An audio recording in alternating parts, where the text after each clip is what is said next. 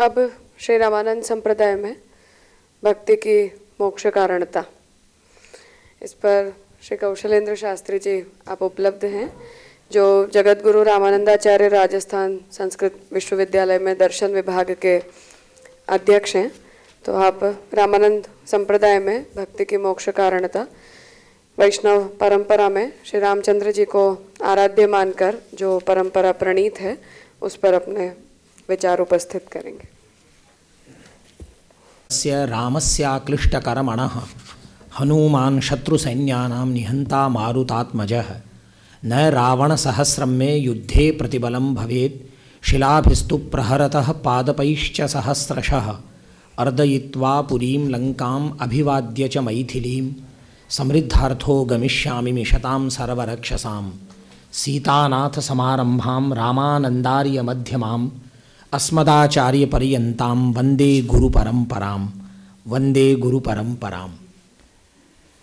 रामानन्दं च निम्बार्कं माधवं विष्णुस्वामिनम् एतान् भागवताचार्यान् प्रणमामि पुनः पुनः।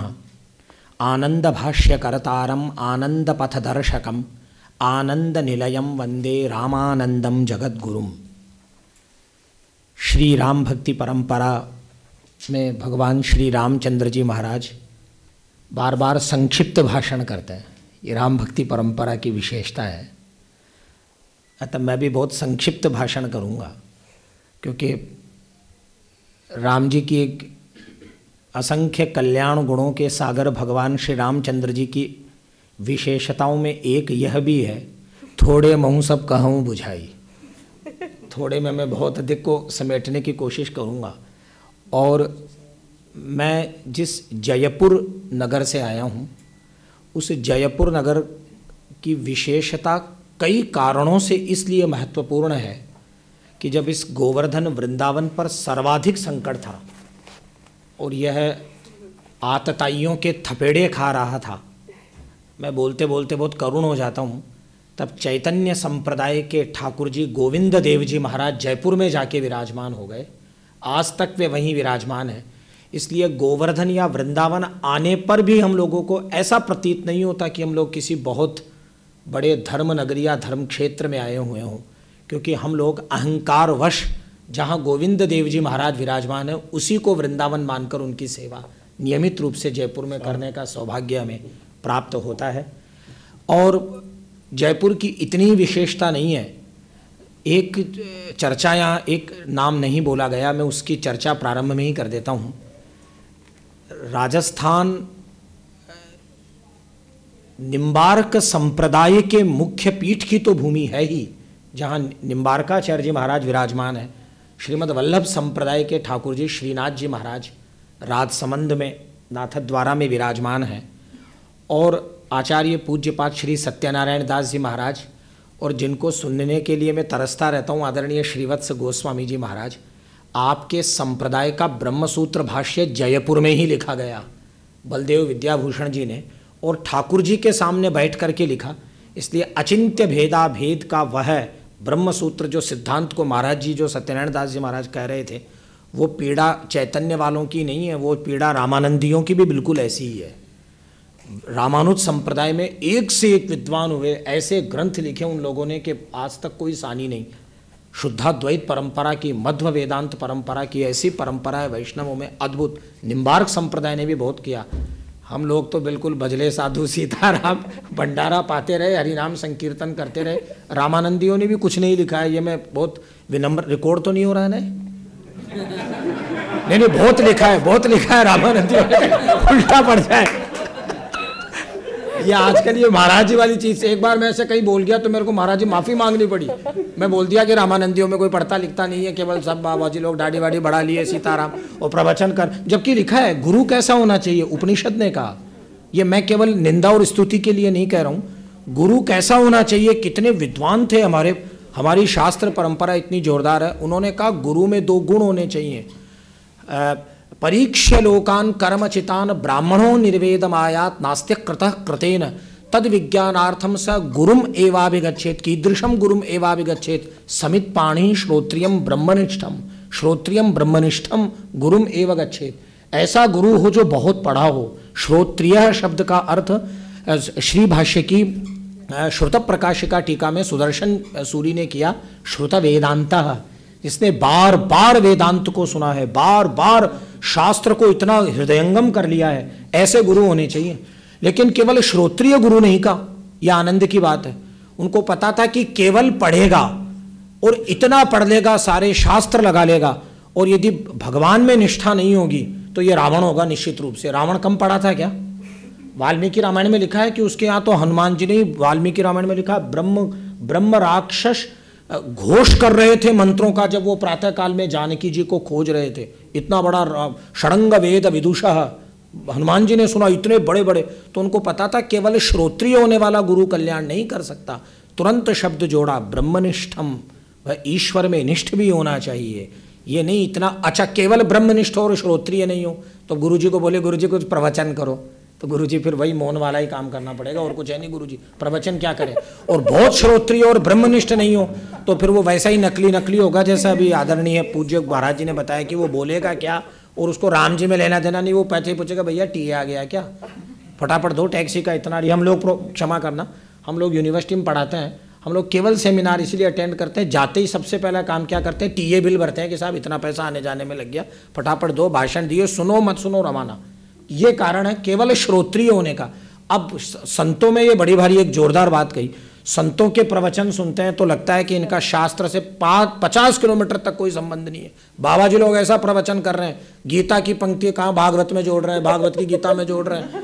अच्छा बोल दे तो महाराज आजकल वो FIR और हो जाए कि सब संप्रदाय का विरोध कर दिया, तो सारी भक्ति श्रद्धा ठंडी पड़ जाए। ऐसे दौर में मैत्री जी ने, अच्छा मेरे खिलाफ हो चुकी है कि FIR, मैं बताऊँ आपको 2019 में एक कोई महाराज के लिए मैंने कहा जी महाराज ही बोल रहे हैं लेकिन ये सही नहीं है, तो महाराज के चेलों ने 150 पुतले चला दिए मेरे, और उन्होंने कहा ये प्रोफेसर को बुलाओ इसको। बाद में मुझे वो निकालना पड़ा, क्या कहते हैं वो पुलिस वाले एक SP साहब थे, उन्होंने कहा अरे यार पंडित जी आपको क्या जरूरत इन बाबाओं का तीर के पीछे पड़ने की। तो मैंने कहा क्या करे? बोले आप ऐसे बोलो इसमें वीडियो में कि मेरा किसी से कोई लेना देना नहीं। मैंने बोला महाराज उसके लिए, मैंने कहा साहब किसी की यदि वो भावना को वो लगा हो धार्मिक तो मैं आ जाता हूँ। और मैंने कहा मैं नितांत मूर्ख हूँ, मैं उनका वक्तव्य नहीं समझ पाया है। मैंने कहा वास्तव में ये उसी पुराण की है जिसमें वो बता रहे, तब जाके पिंड छूटा। मैं आपको सही कह रहा हूँ, ये धर्म की स्थिति हो रही है। और जो बाबा व्हाट्सएप फेसबुक पे चल रहे हैं उनके बारे में तो अब क्या कहें, कुछ नहीं कहीं तो ही बहुत बढ़िया है। वो तो रामानंदी में हमारे भी हैं, आपके भी हैं, वो मैं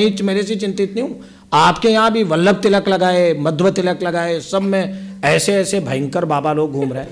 ऐसी स्थिति में अच्छा हम लोगों क्या एक बात और कहते हैं, यूनिवर्सिटी में मैं बनारस में पढ़ता था तो मेरे गुरुजी थे, नाम नहीं लूंगा रिकॉर्ड हो जाएगा, वो कहते थे 3 लोग किसी के सगे नहीं होते। तो मैं पूछता था ये 3 लोग कौन? वो कहते थे बाबा, बंदर, विद्यार्थी। ये किसी के सगे नहीं। इतने विद्यार्थियों को हम लोग यूनिवर्सिटी में पढ़ा रहे हैं, आपने जीवन भर पढ़ाया, कोई आया आपके पास? क्योंकि लिखा है लब्ध भार्य लब्ध विद्या गुरुम द्वेष्टि लब्ध भार्यस्तु मातरम लब्ध पुत्रा पतिम नारी लब्धारोग्य चिकित्सकम। ये द्वेष करने लगते हैं। ये तो केवल प्रारंभिक बात है, लेकिन मैत्री जी को मैं धन्यवाद देता हूँ। और मैं केवल इतने लोगों में श्रोता भी होना चाहिए। मेरे पास ऐसी कोई भी अपूर्व बात नहीं है जो मैं नई बात कहूँगा, सब विद्वानों ने कही है। क्योंकि न्याय शास्त्र के विद्वान यहाँ बैठे, यहाँ पढ़ाया जाता है कि विद्वान उपक्रमोपसंहार अभ्यासो अपूर्वता फलम। आपके कथन में यदि अपूर्वता नहीं हो तो व्यर्थ में ही केवल पिष्ट पेषण करना और पुनरुक्ति मात्र को प्रदर्शित करने के लिए मैं समय खराब नहीं करूँगा। मैत्री जी को धन्यवाद है, लेकिन उन्होंने एक काम किया, वो मैं बाद में झगड़ा करूँगा। ये बालकांड को पहले बुलाने के बाद उत्तरकांड बुलवाना चाहिए। ये इन्होंने इतने बड़े उत्तरकांड से बुलवा दिए इन लोगों के, बाद में मेरे को फिर आपने कह दिया बोलने के लिए। तो ये अब ये इतने बड़े बड़े लोग सब, इनके बोलने के बाद मेरे चित्त में वैसे। और मैं यहाँ आने के बाद सबसे अच्छा काम ये हुआ कि मैं बहुत दिनों से किसी वल्लभ संप्रदाय के पंडितों को खोज रहा था। तो ये दशकों बाद मेरी मतलब एक बहुत, मुझे कल इतना आनंद हुआ आप आदरणीय पूज्य श्री शरद गोस्वामी जी महाराज को सुन करके। और एक बात और है कि विद्वान का जो गुण मैंने कल आप में देखा, वो मुझे इतना कि जिस प्रश्न का उत्तर जहाँ क्या है वो अपराधानुरूपो दंडः, तो हमारे यहाँ होता है कि प्रश्नानुरूपम उत्तरम, उत्तरम हमेशा प्रश्नानुरूप होना चाहिए। तो मैं आपके सामने निवेदन कर रहा हूँ, कल आप नहीं थे, मैंने एक बात पूछी, वो मेरे चित्त को इतना आपका भक्त हो गया मैं कि साहब ये श्री राम भगवान के अवतारों को लेकर के आपके यहाँ क्या है। दूसरा आदमी होता तो उसको मैनिपुलेट करता, सोचता यार रामानंदी है, बुरा मान जाएगा, पता नहीं क्या हो। लेकिन इन्होंने बिल्कुल अपने संप्रदायानुसार शास्त्र सिद्ध जो उत्तर दिया, वो मुझे लगा कि सत्य कहने का जिसमें साहस हो वही सरलता है और वही वास्तव में बहुत बड़े संत हैं। मैं आपको बहुत बहुत प्रणाम करता हूँ। और अब ये मेरे पास कुछ नहीं है, कहने को इतना लंबा है, मैं 2-4 बातें बोल के अपनी बात को समाप्त करूँगा। एक बात तो ये बार बार, अच्छा मेरे साथ एक समस्या और, मैं केवल संप्रदाय का टीका चंदन नहीं लगाता, मैं यूनिवर्सिटी में भी हूँ। तो हम लोग यूनिवर्सिटी वाले बोलते हैं, उससे बहुत से लोग नाराज़ हो जाते हैं। वो लोग कहते हैं यार तुम कम्युनिज्म वाले वैष्णव हो, क्योंकि मैं वैष्णवों के खिलाफ बहुत बोल देता हूँ कई बार कि ये कैसे ये लोग ले उड़े और कैसे किधर की बात को किधर ले गए। वो कल आपके साथ भी हो रहा था, वो मैं समझ रहा था, आप जैसे ही कह रहे थे तो कह रहे। तो ये होता क्या है, यूनिवर्सिटी सिस्टम में जो लोग होता है ना, उन लोगों को भक्ति श्रद्धा को थोड़ा बाहर छोड़ करके फिर बात करनी चाहिए, तब वो लोग सही बात कर पाते हैं। वरना क्या होता है कि हम लोग जैसे ही किसी संप्रदाय का आग्रह हमारे चित्त में उपस्थित हो जाता है तो हम लोग उस बात को नहीं होती है तो भी उसको बनाने की कोशिश करते हैं। और मुझे लगता है कि संप्रदाय, आधुनिक संदर्भों में जब संप्रदाय शब्द का प्रयोग किया जाता है तो संप्रदायवाद के जो नुकसान हैं वे कम से कम अकादमिक व्यक्ति के जीवन में नहीं होने चाहिए। मैं भले ही रामानंद संप्रदाय का तिलक लगा रखा हूँ, लेकिन मैं आपको निवेदन कर रहा हूँ, रामानंद संप्रदाय के खिलाफ सबसे खतरनाक लेख एक मेरा ही छपा, वो ऑक्सफोर्ड से छप गया दुर्भाग्य से, प्रोफेसर पुरुषोत्तम अग्रवाल जी के साथ। तो उसमें मैंने ये सिद्ध किया कि आनंद भाष्य जो रामानंदाचार्य का ब्रह्मसूत्र भाष्य है वो उनका नहीं है, ये बहुत बाद में लिखा गया। स्वामी भगवदाचार्य ने, रघुवराचार्य जी ने, अहमदाबाद में भगवदाचार्य जी महाराज थे, कौशलेंद्र मठ पालड़ी में उनका है, बड़े भारी पंडित थे, दोनों हाथों से 2 अलग अलग भाषाओं में एक साथ लिख देते थे, महान पंडित थे। उन्होंने लगा कि नहीं ना, जैसे बाद में बलदेव जी ने लिखा चैतन्य संप्रदाय का, तो उसमें लिखने में दोष। रामानुजाचार्य जी ने किस उपनिषद के ऊपर भाष्य लिखा? प्रस्थानत्रयी पर, किसी पर नहीं लिखा उन्होंने, उनके केवल ब्रह्मसूत्र पर भाष्य है, गीता पर है, अन्य 7 ग्रंथ है। और बाद में रंग रामानुजाचार्य ने उपनिषदों पर भाष्य किए। तो वो आपने अच्छा शब्द बोला एक, वो कि भागवत की चर्चा भले ही रामानुजाचार्य नहीं करते, तो ये मुझको बड़ा संतोष हुआ कि परंपरा के लोग करते हैं। तो यदि परंपरा के शिष्य प्रशिष्य भी आपके लिए लिख देते हैं तो उसी संप्रदाय और आचार्य का ग्रंथ माना जाता है। तो ऐसी 2-3 बातें मैं आपके सामने करके और अपनी बात को समाप्त करूंगा, क्योंकि राम भक्ति परंपरा कई मायनों में अत्यंत उदार है, ये मैं आपको दर्शाने की कोशिश करूंगा कि रामानंदाचार्य जी का जो संप्रदाय है, ये संभव नहीं है कि निम्बार्क संप्रदाय के किसी मंदिर में भगवान राधा माधव नहीं हो, राधा कृष्ण नहीं हो और सीताराम जी की पूजा हो। मुझे तो कोई ऐसा मंदिर, वल्लभ संप्रदाय में ऐसा नहीं हो सकता कभी भी कि साहब यहाँ के कोई इष्ट देवता के साथ प्रतिमा कौन है, ठाकुर जी कौन विराजमान है, बोले जानकीनाथ भगवान या रघुनाथ जी, या मध्व वालों ने किया हो पता नहीं, या ये निम्बा या चैतन्य वालों ने किया हो। लेकिन आपको मैं आनंद की बात बता रहा हूँ, रामानंदियों के बैरागियों के 100 मंदिर है जहाँ राधा कृष्ण भगवान विराजमान है, सीताराम जी का नाम ही नहीं है। टीका रामानंद संप्रदाय, विराजमान ठाकुर जी, राधा कृष्ण भगवान। और भंडारा भी जब शुरू होता है ना हम लोगों के यहाँ, मैत्री जी भोजन प्रसाद, तो आपको जान के आश्चर्य होगा, पहला सबसे पहले साधु समाज में क्या जयकारा लगता है? राम कृष्ण देव की जय। यहीं से हमारे यहाँ प्रारंभ होता है, अयोध्या मथुरा धाम की जय। तो मुझे लगता है कि रामानंद संप्रदाय ने राम भक्ति का आश्रय लेकर के जिस उदारता को, जिस सार्वभौम पक्ष को प्रदर्शित किया, वह समग्र वैष्णव संप्रदायों का एक सम्मिलन बिंदु केंद्र है। अतः रामानंद संप्रदाय को केवल राम भक्ति परंपरा का संप्रदाय कहना बहुत हद तक ठीक नहीं है। यह तो वास्तव में समग्र वैष्णवों के जो सिद्धांत थे उनका एकत्रीकरण हो गया है और उस रूप में रामानंद संप्रदाय प्रकट हुआ है। मैं 2-3 बातें पढ़ देता हूँ, पहला पेज तो छोड़ देता हूँ, फालतू है। यह ऐसा है कि अच्छा एक बात, ये संस्कृत क्या, मैं दर्शन शास्त्र पढ़ता, पहले को तो छोड़ दीजिए। ये इसमें लिखा है कि भारतीय दर्शन बहुत से हैं, जैसा कि माधवाचार्य के सर्वदर्शन संग्रह से प्रकट है, किंतु शास्त्र सम्मत एवं प्रसिद्ध दर्शन 6 हैं और वे जोड़े के रूप में विख्यात हैं, यथा न्याय एवं वैशेषिक, सांख्य एवं योग, पूर्व मीमांसा एवं उत्तर मीमांसा। इंडियन एंटिक्वेरी में ऐसा कथित है कि सर्वदर्शन संग्रह के रचनाकार माधवाचार्य, जो आगे चलकर विद्यारण्य मुनि हो गए थे, द्वारा नहीं लिखा गया है, बल्कि वह सायण के पुत्र तथा माधवाचार्य के भतीजे के द्वारा लिखा गया है। इन दर्शनों का सर्वमूर्धन्य वेदांत शास्त्र अनेक धाराओं में विभाजित है, जिसमें विशिष्टाद्वैत सिद्धांत श्रुति तात्पर्य को पूर्णतः प्रकट करता है। अभी महाराज जी ने, आदरणीय पूज्य श्री गोस्वामी जी महाराज ने बुद्ध के लिए जो बात कही, अब आप देखिए कितनी जोरदार बात है। क्षेमेंद्र ने बुद्ध को अवतार घोषित किया 10वीं शताब्दी में कश्मीर में, और 12वीं शताब्दी में जयदेव ने फिर उनको कर दिया। लेकिन आप देखिए क्षेमेंद्र और जयदेव ये दोनों महाविभूतियां हैं सनातन धर्म की, और अभिनव आचार्य अभिनव गुप्तपाद का आशीर्वाद वहाँ पे है ही। लेकिन ये आनंद की बात है कि गोस्वामी तुलसीदास जी महाराज ने, जो रामानंद संप्रदाय की माला के शिरोमणि सुमेरु कंठहार हैं, तुलसीदास जी महाराज ने बुद्ध पर, वो आप फरमा रहे थे तो मुझे याद आया, जैसा प्रतिज्ञा वाक्य रख कर के तर्क उपस्थित किया कि हमने बुद्ध को क्यों नकार दिया, वो कहीं नहीं मिला। हो सकता है मैं बहुत ही कम पढ़ता लिखता हूँ तो वो मिला नहीं। अब वो दोहावली में गोस्वामी तुलसीदास जी महाराज का मैं आपको दोहा सुनाता हूँ। क्या अद्भुत मेधा थी बाबा की। यहाँ भी आए हुए हैं, वो पता ना यहाँ तो उनके साथ क्या हुआ था। तुलसी या ब्रजभूमि में कहाँ राम सो बैर, यहाँ उनको कोई राम राम करने वाला बेचारों को मिला नहीं। तो तुलसीदास जी महाराज लिख रहे हैं दोहावली में, ये मैं भूल जाऊंगा इसलिए बुद्ध वाला बीच में मैं ले आया। वहाँ उन्होंने लिखा, अतुलित महिमा वेद की तुलसी कीन विचार।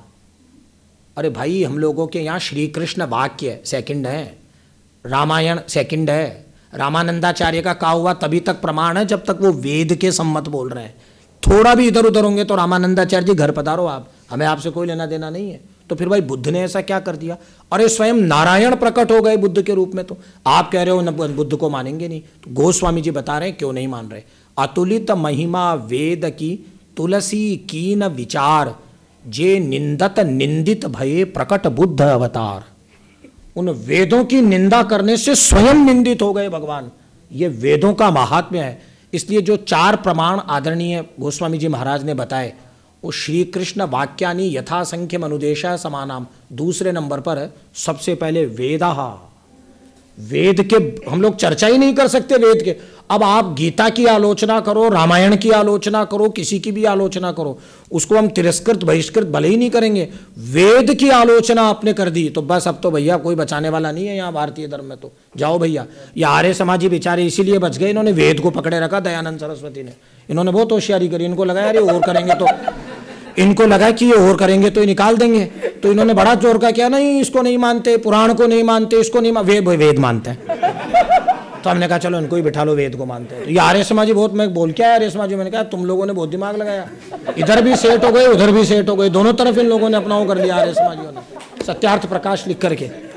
इन लोगों ने गजब काम किया है।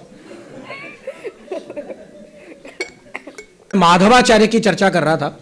माधवाचार्य के दर्शन में रामानुज है ही, वल्लभ वेदांत है ही नहीं है, वो मैं बोल नहीं, अच्छा रहा आपने बोल दिया। मध्व वाले हैं वो, क्योंकि पहले हो गए। वो उनका समय 13वीं 14वीं शताब्दी है। यहाँ तो 16वीं शताब्दी में गोवर्धन में चैतन्य महाप्रभु और वल्लभाचार्य का सम्मिलन हुआ वृंदावन में, ऐसा बताते हैं लोग। ये सही है ना बात?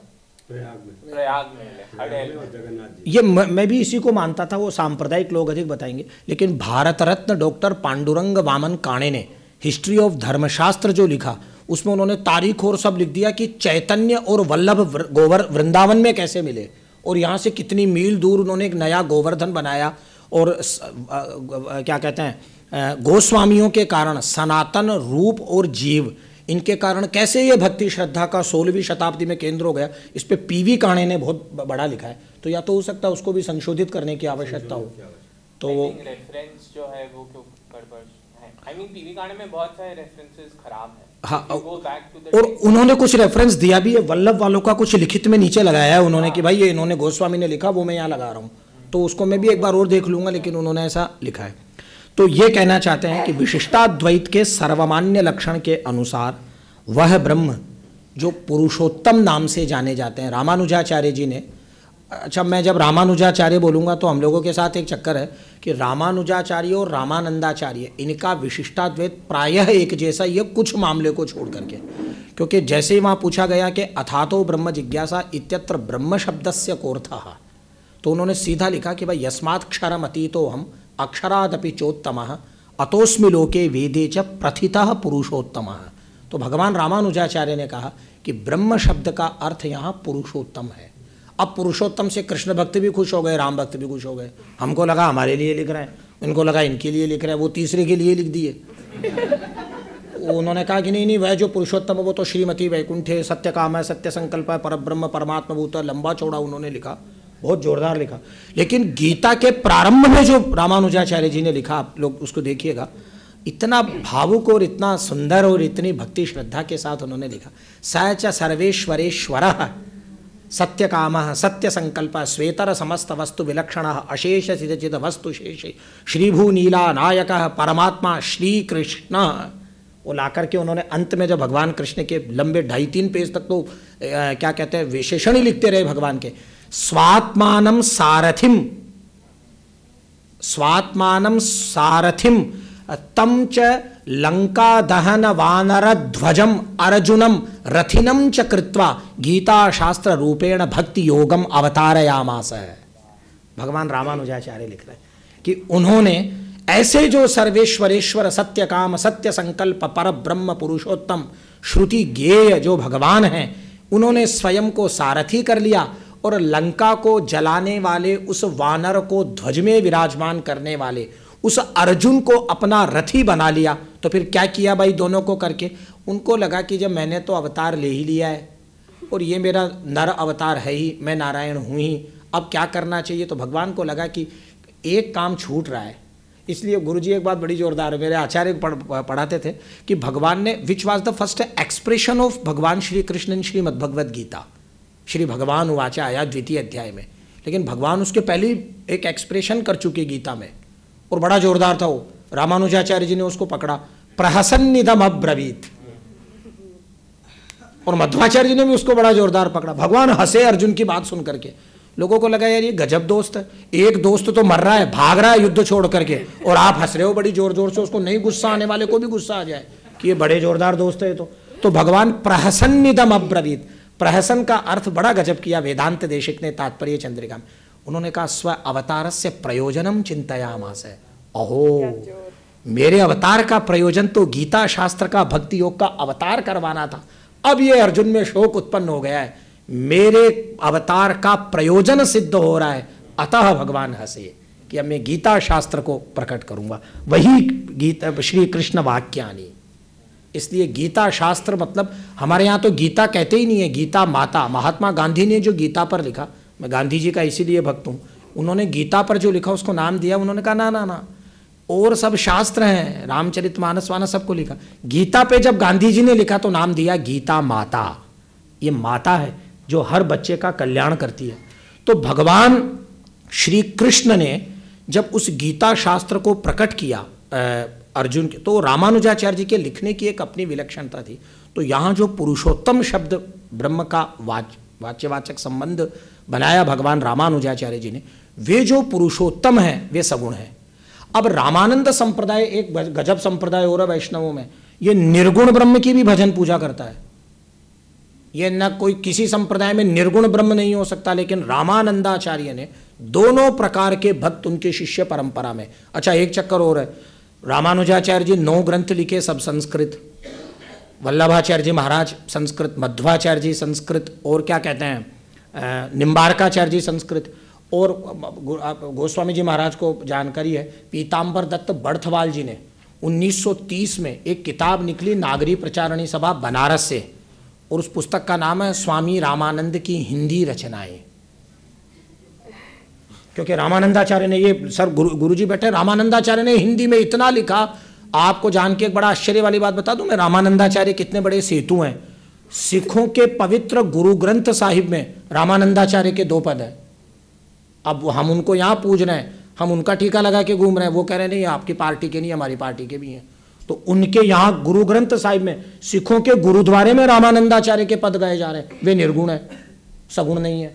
उधर हजारी प्रसाद द्विवेदी जी इतने बड़े पंडित थे, और उन सब लोगों ने मिलकर के ये तय कर दिया, जिसमें खुद रामचंद्र शुक्ल भी हैं, कि साहब ये जो आरती की परंपरा है, जय जगदीश हरे, मैं यही कह रहा था, ये दुनिया भर की आरतियां चल पड़ी, जय अम्बे गौरी, अब तो पता नहीं कई साईं बाबा कई देवता प्रकट हो गए, तो उन सबकी आरतियां, और आरती लिखने की परंपरा रामानंदाचार्य ने शुरू की, और पहली आरती उन्होंने बनाई, आरती कीजिए हनुमान लला की, दुष्ट दलन रघुनाथ कला की, जाके बल से गिरिवर का रोग दोष जाके अंजलि। देखो आप शब्द कैसे हैं, वहाँ नहीं है कि जो तुमको ध्याये कष्ट मिटे तन का, कितना लो स्टैंडर्ड ही जय जगदीश हरे आरती का।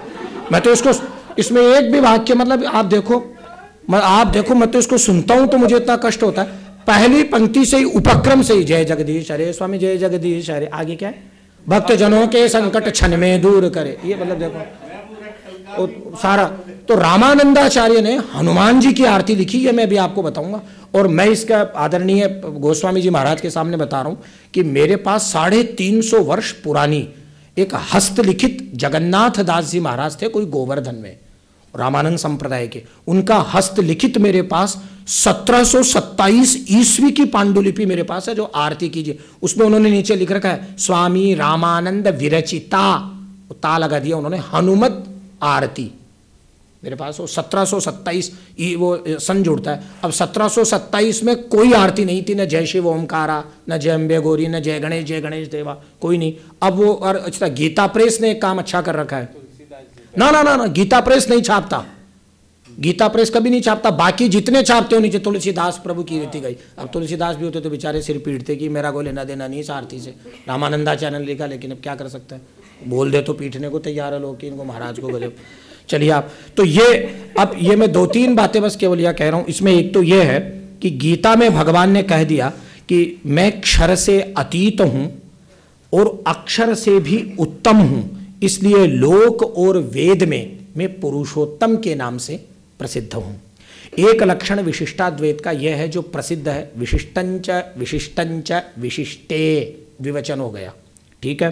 द्वयोर भावो द्विता द्वितैव द्वैतम न द्वैतम इति अद्वैतम, विशिष्टंच तद्वैतम इति विशिष्टाद्वैतम, तच्च तत्वम एकमेव। वास्तव में तत्व एक ही है। न्याय सिद्धांत जन्म में भगवान वेदांत देशिक ने यहीं से अपना उपक्रम वाक्य एकमेव तत्वम तच्च ब्रह्मेति, एक ही तत्व है वह ब्रह्म है। फिर ये क्या है साहब, चितो रचित ताभ्याम विशिष्टम यत् तत्वम अस्ति, प्रकृति दशायाम प्रलय दशायाम सूक्ष्म चिद विशिष्टम स्थूल चिद विशिष्टम, प्रकृति दशायाम स्थूल चिद विशिष्टम, प्रलय दशायाम सूक्ष्म चिद विशिष्टम, ताभ्याम तत्वाभ्याम यद विशिष्टम तत्वम तदेव विशिष्टाद्वैतम तत्वम तत्तत्वम श्रीमन्नारायणः, श्रीभूनीलानायकः श्रीमन्नारायणः।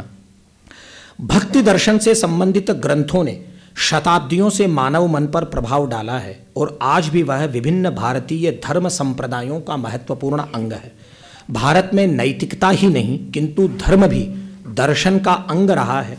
मान्यताओं से संबंधित भाव या संवेग धर्म का एक महत्वपूर्ण गुण है। इसीलिए दक्षिण भारत से फैली भक्ति की पुरातन शाखा के बिना वैदिक परंपरा के आधुनिक विस्तार की बात नहीं की जा सकती। कालांतर में जो लोग भक्ति या धार्मिक भावना के अंग के विशेष विवेचन की अपेक्षा नहीं करते, या वे जो वैष्णव धर्म के सार रूप भक्ति के संवेगों पर अत्यधिक बल देखना चाहते हैं, वे दोनों मध्यम मार्ग अपनाने का कार्य करते हैं। सुदूर दक्षिण के आलवार संतों के भक्ति दर्शन का स्मरण किए बिना वैष्णव भक्ति दर्शन में सर्वाधिक प्रमुख आचार्य रामानुज तथा उनके अनुयायियों, मुख्यतः वेदांत देशिक जिन्हें निगमांत महादेशिक भी कहा जाता है, का वर्णन ऐतिहासिक दृष्टि से त्रुटिपूर्ण ही होगा। पांचरात्र संप्रदाय पर महान पाश्चात्य विद्वान थ्रोडर ने कुछ महत्वपूर्ण काम किया है। Doctor SN. दास गुप्त ने 1922 में एक पुस्तक लिखी जो कई खंडों में छपी है और राजस्थान हिंदी ग्रंथ अकादमी से हिंदी अनुवाद के साथ प्रकाशित हुई है। ए हिस्ट्री ऑफ इंडियन फिलॉसफी के 3रे खंड में पांचरात्र की प्राचीनता, उसके साहित्य, जयाख्य तथा अहिर बुधन्य संहिता समेत अनेक संहिताओं के तत्व दर्शन से जोड़कर उन्होंने महत्वपूर्ण कार्य किया है। दूसरी बात है कि यद्यपि भगवान श्री रामानुजाचार्य के ब्रह्मसूत्र श्री भाष्य के अनुवाद प्राप्य हैं, किंतु उनके संपूर्ण दर्शन का उनके संप्रदाय के अन्य महत्वपूर्ण पूर्ववर्ती और पश्चातवर्ती दार्शनिकों के साथ संबंध बतलाने वाला कोई भी वर्णन प्रामाणिक रूप से प्राप्त नहीं है। विशिष्टाद्वैत के महान विचारक भगवान यामुनाचार्य एवं भगवान वेंकटनाथ जो वेदांत देशिक कहे जाते हैं और पिल्लई लोकाचार्य तथा मेघनादारी सूरी तथा अन्य विद्वानों के जीवन के संबंध में भी दुर्भाग्यवशात संप्रदाय से इतर बहुत अधिक नहीं लिखा गया। सगुण एकेश्वरवादी विचार तथा भक्ति सिद्धांत के महत्व को यद्यपि ऋग्वेद की कुछ ऋचाओं तथा गीता, महाभारत और विष्णु पुराण जैसे पुरातन धार्मिक साहित्य में पाया जा सकता है, तो भी आलवारों, यामुनाचार्य और आचार्य रामानुज तथा वेदांत देशिक से लेकर तत्कालीन दाक्षिणात्य दार्शनिक लेखकों के रूढ़िगत गीतों में ईश्वर से भावात्मक संबंध का एक ऐसा विशिष्ट दर्शन मिलता है। और यह बात सत्य है कि इस महान भक्ति सिद्धांत को सुदृढ़ शास्त्रीय भित्ति प्रदान करने का कार्य भगवान रामानुजाचार्य से पहले के यामुनाचार्य ने किया था। उनके ग्रंथों में सिद्धि त्रयम, जिसमें 3 सिद्धियां उन्होंने की, आत्मसिद्धि, संवित सिद्धि, ईश्वर सिद्धि, भगवान यामुनाचार्य का ग्रंथ, आगम प्रामाण्यम, गीतार्थ संग्रह, मायावाद खंडनम और आलवंदार स्तोत्रम ने पूर्व पक्षियों को चुनौती देकर सिद्धांत पक्ष विशिष्टाद्वैत का संस्थापन किया था। मैं एक श्लोक केवल गुरु महाराज, आप लोग विराज रहे हैं विद्वानों के सामने, यामुनाचार्य जी महाराज की भक्ति श्रद्धा निष्ठा भगवत भक्ति को प्रकट करने के लिए केवल निवेदन कर रहा हूँ। श्री रामचंद्र जी महाराज की प्रतिज्ञा है, सकृदेव प्रपन्नाय तवास्मीति च याचते अभयम सर्वभूतेभ्यो ददाम्येतद व्रतम मम। हम लोग कृष्ण भक्तों को चढ़ाते रहते हैं कि हमारे यहाँ लटका प्रयोग है, आपके यहाँ लिटका है, मोक्षयिष्यामि मा शुचे। हमारे यहाँ ददामी वाला मामला है, ले जा भैया साथ के साथ, बाद में पता नहीं क्या होगा नहीं होगा, तो ये चलता रहता है। लेकिन यामुनाचार्य जी महाराज की अब आप भक्ति श्रद्धा देखिए, श्लोक में आप लोग रोमांचित हो जाएंगे। उन्होंने भगवान श्री रामचंद्र जी महाराज से कहा, क्या कहा उन्होंने, ननु प्रपन्नः सकृदेवनाथ तवाहमस्मीति च याचमानः। हे भगवान, हमने तो रामायण में यह पढ़ा है कि एक बार जो आपके चरणों में गिर करके गिड़गिड़ा करके आपको कह दे, तवास्मी जानकी कांत कायेन मनसा गिरा राम कांते तवई वास्मी युवा मेव गतिर्मम। हे रामकांता, हे जानकी कांत, मैं आपका हूँ तो आप उसका कल्याण कर देते हैं, हमने तो यह सुना है। लेकिन यहाँ तो कुछ और ही हो रहा है। भगवान ने पूछा, भाई क्या हो रहा है? ननु प्रपन्नः सकृदेवनाथ तवाहमस्मीति च याचमानः तवानुकंप्य स्मरतः प्रतिज्ञाम। हे भगवान, आपकी उस प्रतिज्ञा का स्मरण करो, आप जो आपने विभीषण को सिंधु के किनारे दिया था, एक बार भी मेरे सामने आके कहो तुम मेरे हो तो मैं तुम्हारा कल्याण करता हूँ। लेकिन लगता है आपने जब वह प्रतिज्ञा की थी ना, मदेक वर्ज्यम किमिदम व्रतम थे, क्या मुझे एक को छोड़कर के वह आपकी प्रतिज्ञा थी क्या कि यामुन की मैं कल्याण नहीं करूंगा? मैं कितनी बार आपके चरणों में गिर रहा हूं, शरणागति प्रपत्ति मैंने आपके चरणों में प्राप्त कर ली है, फिर भी आप मेरा कल्याण नहीं कर रहे हैं। भगवान, ऐसा न करो। ये आलवंदार स्तोत्र के विषय में ही कहते हैं कि इसी को सुनकर के भगवान रामानुजाचार्य जी के चित्त में भक्ति का उदय हुआ। जैसे सुखदेव जी, वो जो कथा कहते हैं, सुखदेव जी महाराज ने सुना वंशी विभूषित करार, वो कथा बिल्कुल एक जैसी घूम फिर करके कथा एक ही आती है कि गुरुजी ने घी के पीपे को फिर वो पानी में बना दिया और पानी को घी में बना दिया। कथा एक जैसी चलती रहती है सब बाबाओं की महत्ता। चलिए, तो ये विशिष्टाद्वैत एक ही जगह विशिष्टाद्वैत संप्रदाय के ऐतिहासिक एवं साहित्यिक सर्वेक्षण की बात करें तो यामुनाचार्य जी को पूछा, भाई आपको भक्ति कहाँ से मिली? तो पितामहम नाथ मुनिम विलोक्य, नाथ मुनि के पुत्र ईश्वर मुनि, ईश्वर मुनि के पुत्र यामुन मुनि, और रामानुजाचार्य जी के गुरुजी का नाम क्या था ये सबको पता ही है। ना, रामानुजाचार्य के जो गुरु थे वो यामुनाचार्य नहीं थे। इसलिए एक बड़ी जोरदार बात है, वो यामुनाचार्य की स्तुति नहीं कर रहे हैं गीता भाष्य के प्रारंभ में। वो बहुत लोग इसको मिस इंटरप्रिटेट करते हैं, जैसा वो यामुनाचार्य के शिष्य थे ही नहीं। यामुनाचार्य तो दादा, यामुनाचार्य के चार शिष्य थे, कांची पूर्णाचार्य, महापूर्णाचार्य, मालाधराचार्य और गदाधराचार्य। इसमें महापूर्णाचार्य के शिष्य थे रामानुजाचार्य जी महाराज, इसलिए वो यामुनेय हो गए। तो उन्होंने जब गीता भाष्य लिखना प्रारंभ किया, क्या एक अनुष्टुप छंद में मंगलाचरण करके आगे बढ़ गए, किसी को प्रणाम नमस्कार नहीं। ये आचार्य निष्ठा अद्भुत। यत्पदाम्भोरुहध्यान विध्वस्ता शेष कल्मषः, यत्पदाम्भोरुहध्यान विध्वस्त अशेष कल्मषः वस्तुताम उपयातो हम यामुनेयम नमामितम।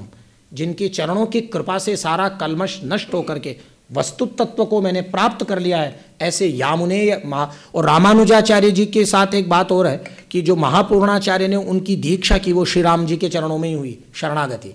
इसलिए भगवान रामानुजाचार्य जी महाराज काकुस्थ है और पूरा करके जब भी अपना अंतिम वो संबोधन देते हैं तो अंत में सारे संबोधन लगा के अंतिम नाम लिखते हैं, हे काकुस्थ माम त्राही, माम त्राही, रामानुजाचार्य जी महाराज की। तो ये मैं आगे आपको निवेदन कर रहा हूं कि यामुनाचार्य के पितामह नाथ मुनि से लेकर रामानुजाचार्य तक वाद और संवाद पर मजबूत शास्त्र श्रृंखला है।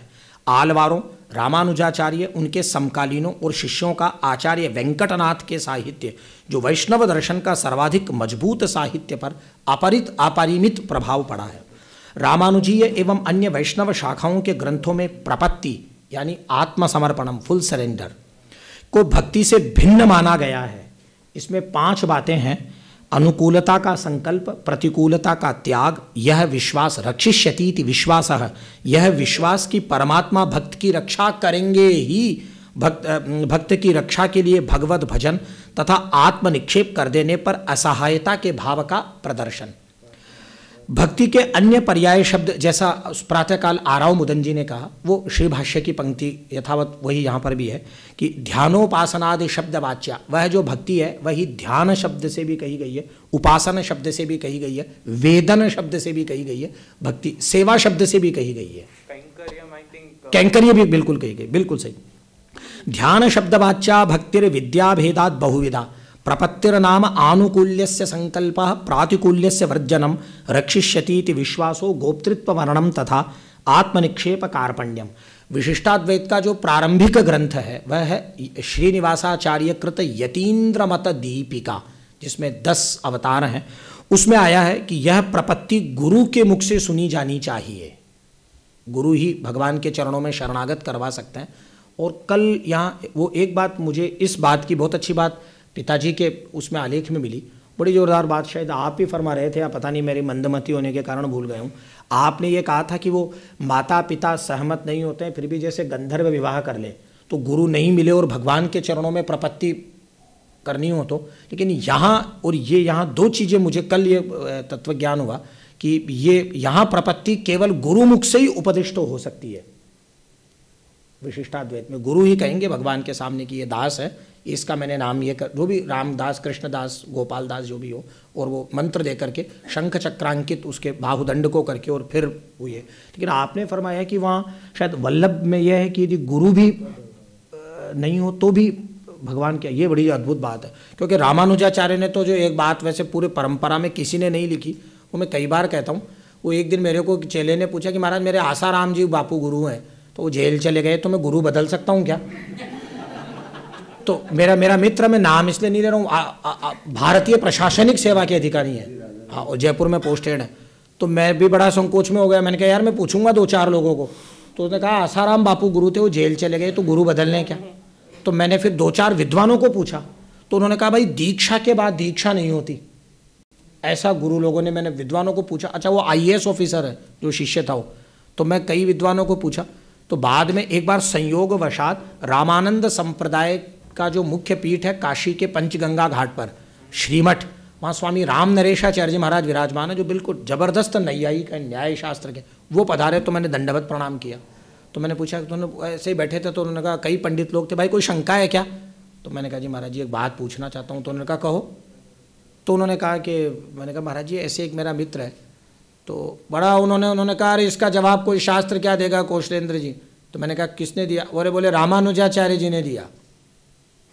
तो मैंने कहा रामानुजाचार्य तो इतनी आचार्य निष्ठा रखते हैं। बोले नहीं, उन्होंने भी दिया, गोस्वामी जी ने भी दिया, तुलसीदास जी ने। तो 2 उदाहरण उन्होंने तुरंत बोले, वो मैं चौंकी त्यों धर दीनी चदरिया, उनकी बात जैसी की जैसी रख रहा हूँ। रामानुजाचार्य जी ने जब भगवान का शरणागति ग्रहण की, तो देखिए क्या कह रहे हैं भगवान को, मैं कितने बल त्याग करके आपकी शरण में आ गया हूँ। तो उन्होंने नाम गिनाए कि मैं किन किन को छोड़ के आ गया। कई बल होते हैं ना, माँ का बल, बाप का बल, कलेक्टर को मेरा, ये सरकार, मुख्यमंत्री मेरा। उन्होंने कहा ना, मातरम पितरम दारान पुत्रान बंधून सखीन गुरून, गुरु शब्द का भी उच्चारण किया उन्होंने। अब मेरे पास किसी का बल नहीं है, अब केवल आप ही बल है। तो एक तो उन्होंने ये कहा। दूसरा उन्होंने कहा, विनय पत्रिका में गोस्वामी तुलसीदास जी महाराज ने लिखा, जाके प्रियन राम वैदेही। तो भाई किसी ने गुरु को छोड़ा क्या?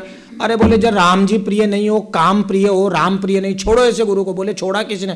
तजो पिता प्रहलाद, विभीषण बंधु भरत महतारी, बलि गुरु तजो, बलि ने गुरु को त्याग दिया, भगवान की प्राप्ति में बाधक बन रहे हैं शुक्राचार्य, त्याग दिया। कंत व्रज वनिता, ये देखिए मैं जोरदार बात बोलना चाह रहा हूं, उपक्रम में लिखा है जाके प्रियन राम वैदेही, राम भक्ति के सुपरस्टार गोस्वामी तुलसीदास जी महाराज लिख रहे हैं, और उपसंगार में कहा रहे हैं कंत व्रज वनिता भय मुद मंगलकारी।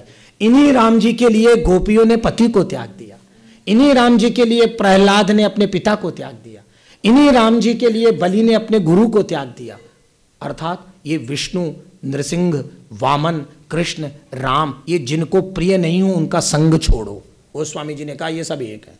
ये रामानंद संप्रदाय की आपको मैं वो मतलब दार्शनिक हम लोगों का आचार विचार प्रकट कर रहा हूँ।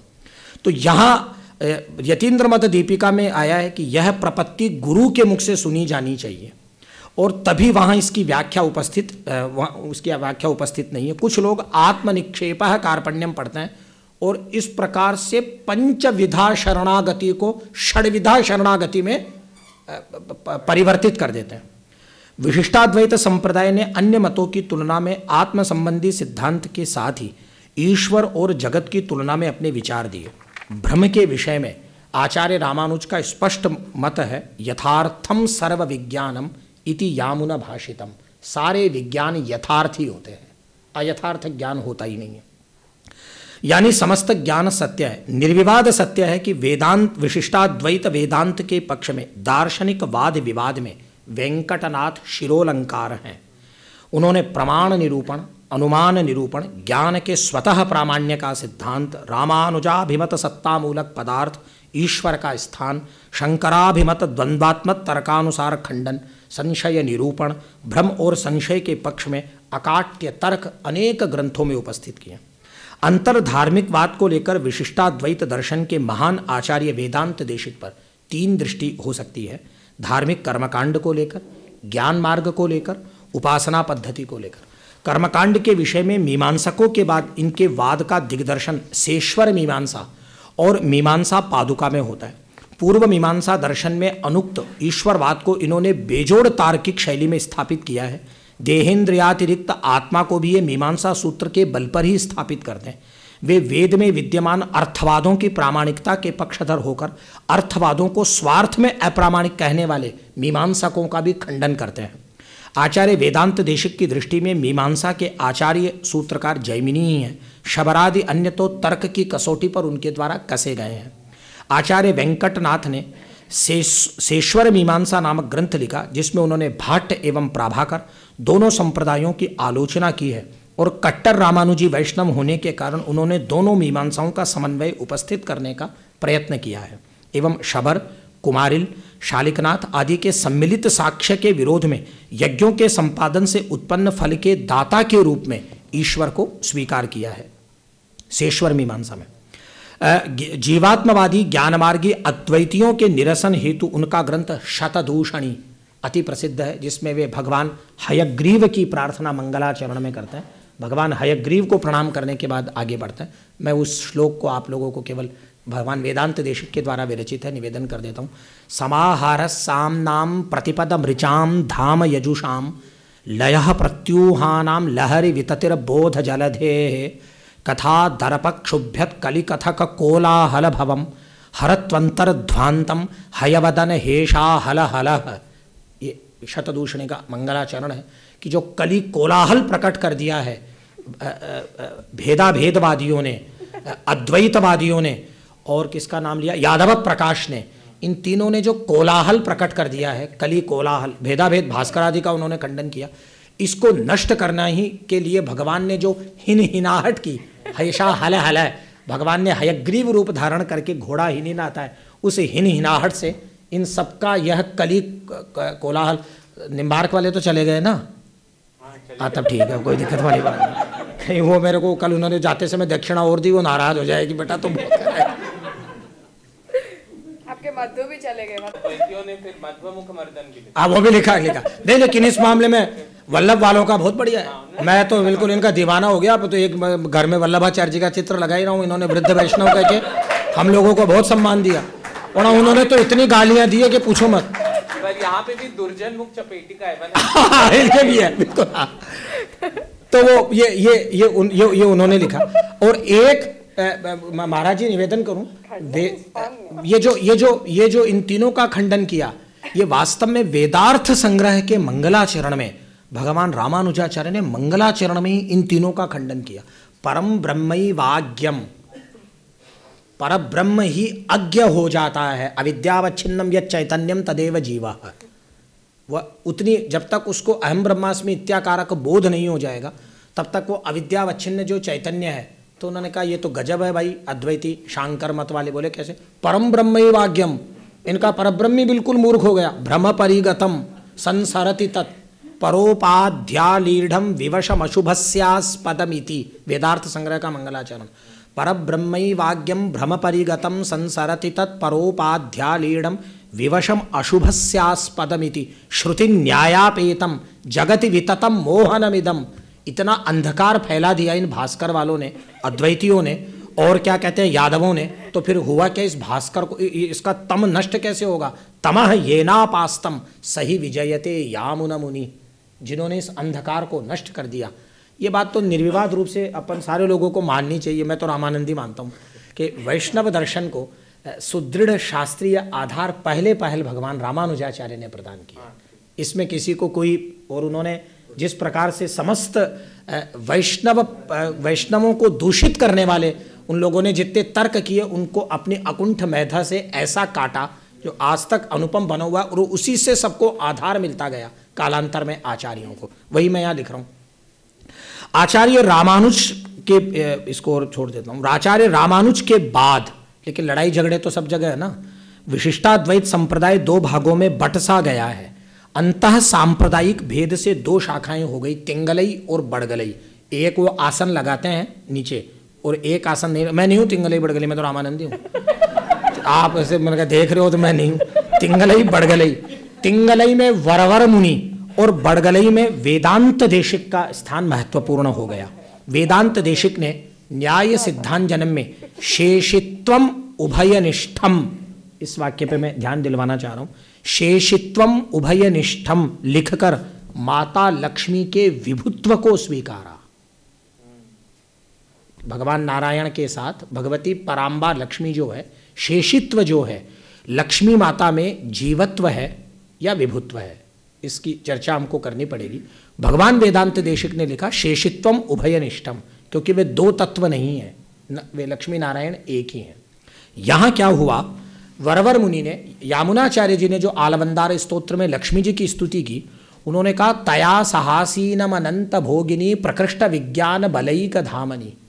तया का प्रयोग लक्ष्मी जी के लिए किया। तया सह सहयुक्त अप्रधाने, लक्ष्मी जी अप्रधान हो गई, भगवान नारायण प्रधान हो गए। वरवर मुनि ने कहा कि ना ना ना ना, वेदांत देशिक ने शेषित्वम उभयनिष्ठम गलत लिख दिया। उन्होंने लक्ष्मी जी का विभुत्व स्वीकार नहीं किया, वहाँ लक्ष्मी जी का भी जीवत्व है। ये बड़ी जोरदार बात है, वड़गलई में नहीं, इनमें है। न्याय यामुनाचार्य के कथन तया सहासीनम अनंत भोगिनी, तया कया तया लक्ष्म्या सह, मैं अप्रधान में सह के योग को मानकर माता लक्ष्मी के भी जीवत्व को स्वीकार किया। इतना ही नहीं, यह रोचक जानकारी है कि रामानुजाचार्य के लिखे श्री भाष्य के बाद ब्रह्मसूत्र पर वैखानस सिद्धांत के अनुसार अलग से एक लक्ष्मी विशिष्टाद्वैत भाष्यम हो रहा है। वो श्री भाष्य को स्वीकार ही नहीं करते हैं इस परंपरा में होने के बाद में, कहते हैं नो नो नो, श्री भाष्य में इतनी समस्याएं हैं। चलिए, प्राय लोगों को यही, अच्छा एक और जोरदार बात है, प्राय लोगों को यही जानकारी है कि तिरुपति में विराजमान भगवान वेंकटेश की पूजा पांचरात्र पद्धति रामानुज मत के अनुसार होती है। नहीं, ध्यातव्य है कि तिरुपति में वैखानस पद्धति से ही भगवान की पूजा होती है। वो रामानुज संप्रदाय से उसका कोई संबंध नहीं है उस मंदिर का। वैखानसों का विचार है कि मोक्ष भगवान की पूजा से प्राप्त होता है, अन्य किसी साधन से नहीं। और वे अपने पक्ष में उपनिषदों के उपासीता इस वाक्य को रखते ये कह रहा है उपासना करो। और उपासना की विधि क्या है भैया, आरती करो, पूजा पाठ शाम को 2 घंटे ऐसे करो, सब ठीक। विशिष्टाद्वैत दर्शन परंपरा में आचार्य वेंकटनाथ की लोकोत्तर महिमा अप्रतिम है। उनके लिखे ग्रंथ और प्रबंधों की गणना करने में भला इस संसार में कौन समर्थ है। यही कारण है कि सप्तति रत्न मालिका में एक श्लोक उनकी महिमा का बखान करते हुए कहता है, परशतम वापि परसहस्रम श्री वेंकटाचार्य कृता प्रबंधा तत्रालमेकः खलु भक्ति मुक्त्यो कार्त्स्नेन कस्तान गणयेत समस्तान। एक ही ग्रंथ भगवान के चरणों में भक्ति और मुक्ति को प्रदान करवा देता है। इतने हजार सहस्रों ग्रंथ उनके हैं। श्री वेदांत देशिक द्वारा प्रणीत प्रमुख ग्रंथ है 24 सर्गों में यादवाभ्युदय काव्यम। इस पर सुप्रसिद्ध अप्पय दीक्षित की व्याख्या है, जबकि अप्पय दीक्षित भी बताइए अद्वैत विशिष्टाद्वैत दोनों में लिखते थे। विशिष्टाद्वैत सिद्धांत के अनुसार प्रमाण निरूपण पर न्याय ग्रंथ न्याय परिशुद्धि है और प्रमेय निरूपण पर उनका न्याय सिद्धांत जन्म ग्रंथ है, जो संपूर्णानंद संस्कृत विश्वविद्यालय से छपा है। और उसके व्याख्याकार हैं विशिष्टाद्वैत के महान पंडित श्री नीलमेघाचार्य जी महाराज, जो ये एक बड़े चिंतक विचारक है, पहले भाजपा में थे। गोविंदाचार्य जी उनके पिताजी हैं नीलमेघाचार्य जी। तो नीलमेघाचार्य जी जो विशिष्टाद्वैत विभाग के अध्यक्ष थे, ये बहुत प्राचीन बात हो। तो संपूर्णानंद संस्कृत विश्वविद्यालय ने उनकी हिंदी टीका के साथ न्याय सिद्धांत जन्म पूरा प्रकाशित कर रखा है। इस प्रकार संस्कृत में वेदांत देशिक स्वामी के 28 ग्रंथ, द्रविड़ भाषा में 24, संस्कृत और द्रविड़ दोनों में संयुक्त रूप से 32 ग्रंथ मणिप्रवाल शैली से लिखा हुआ।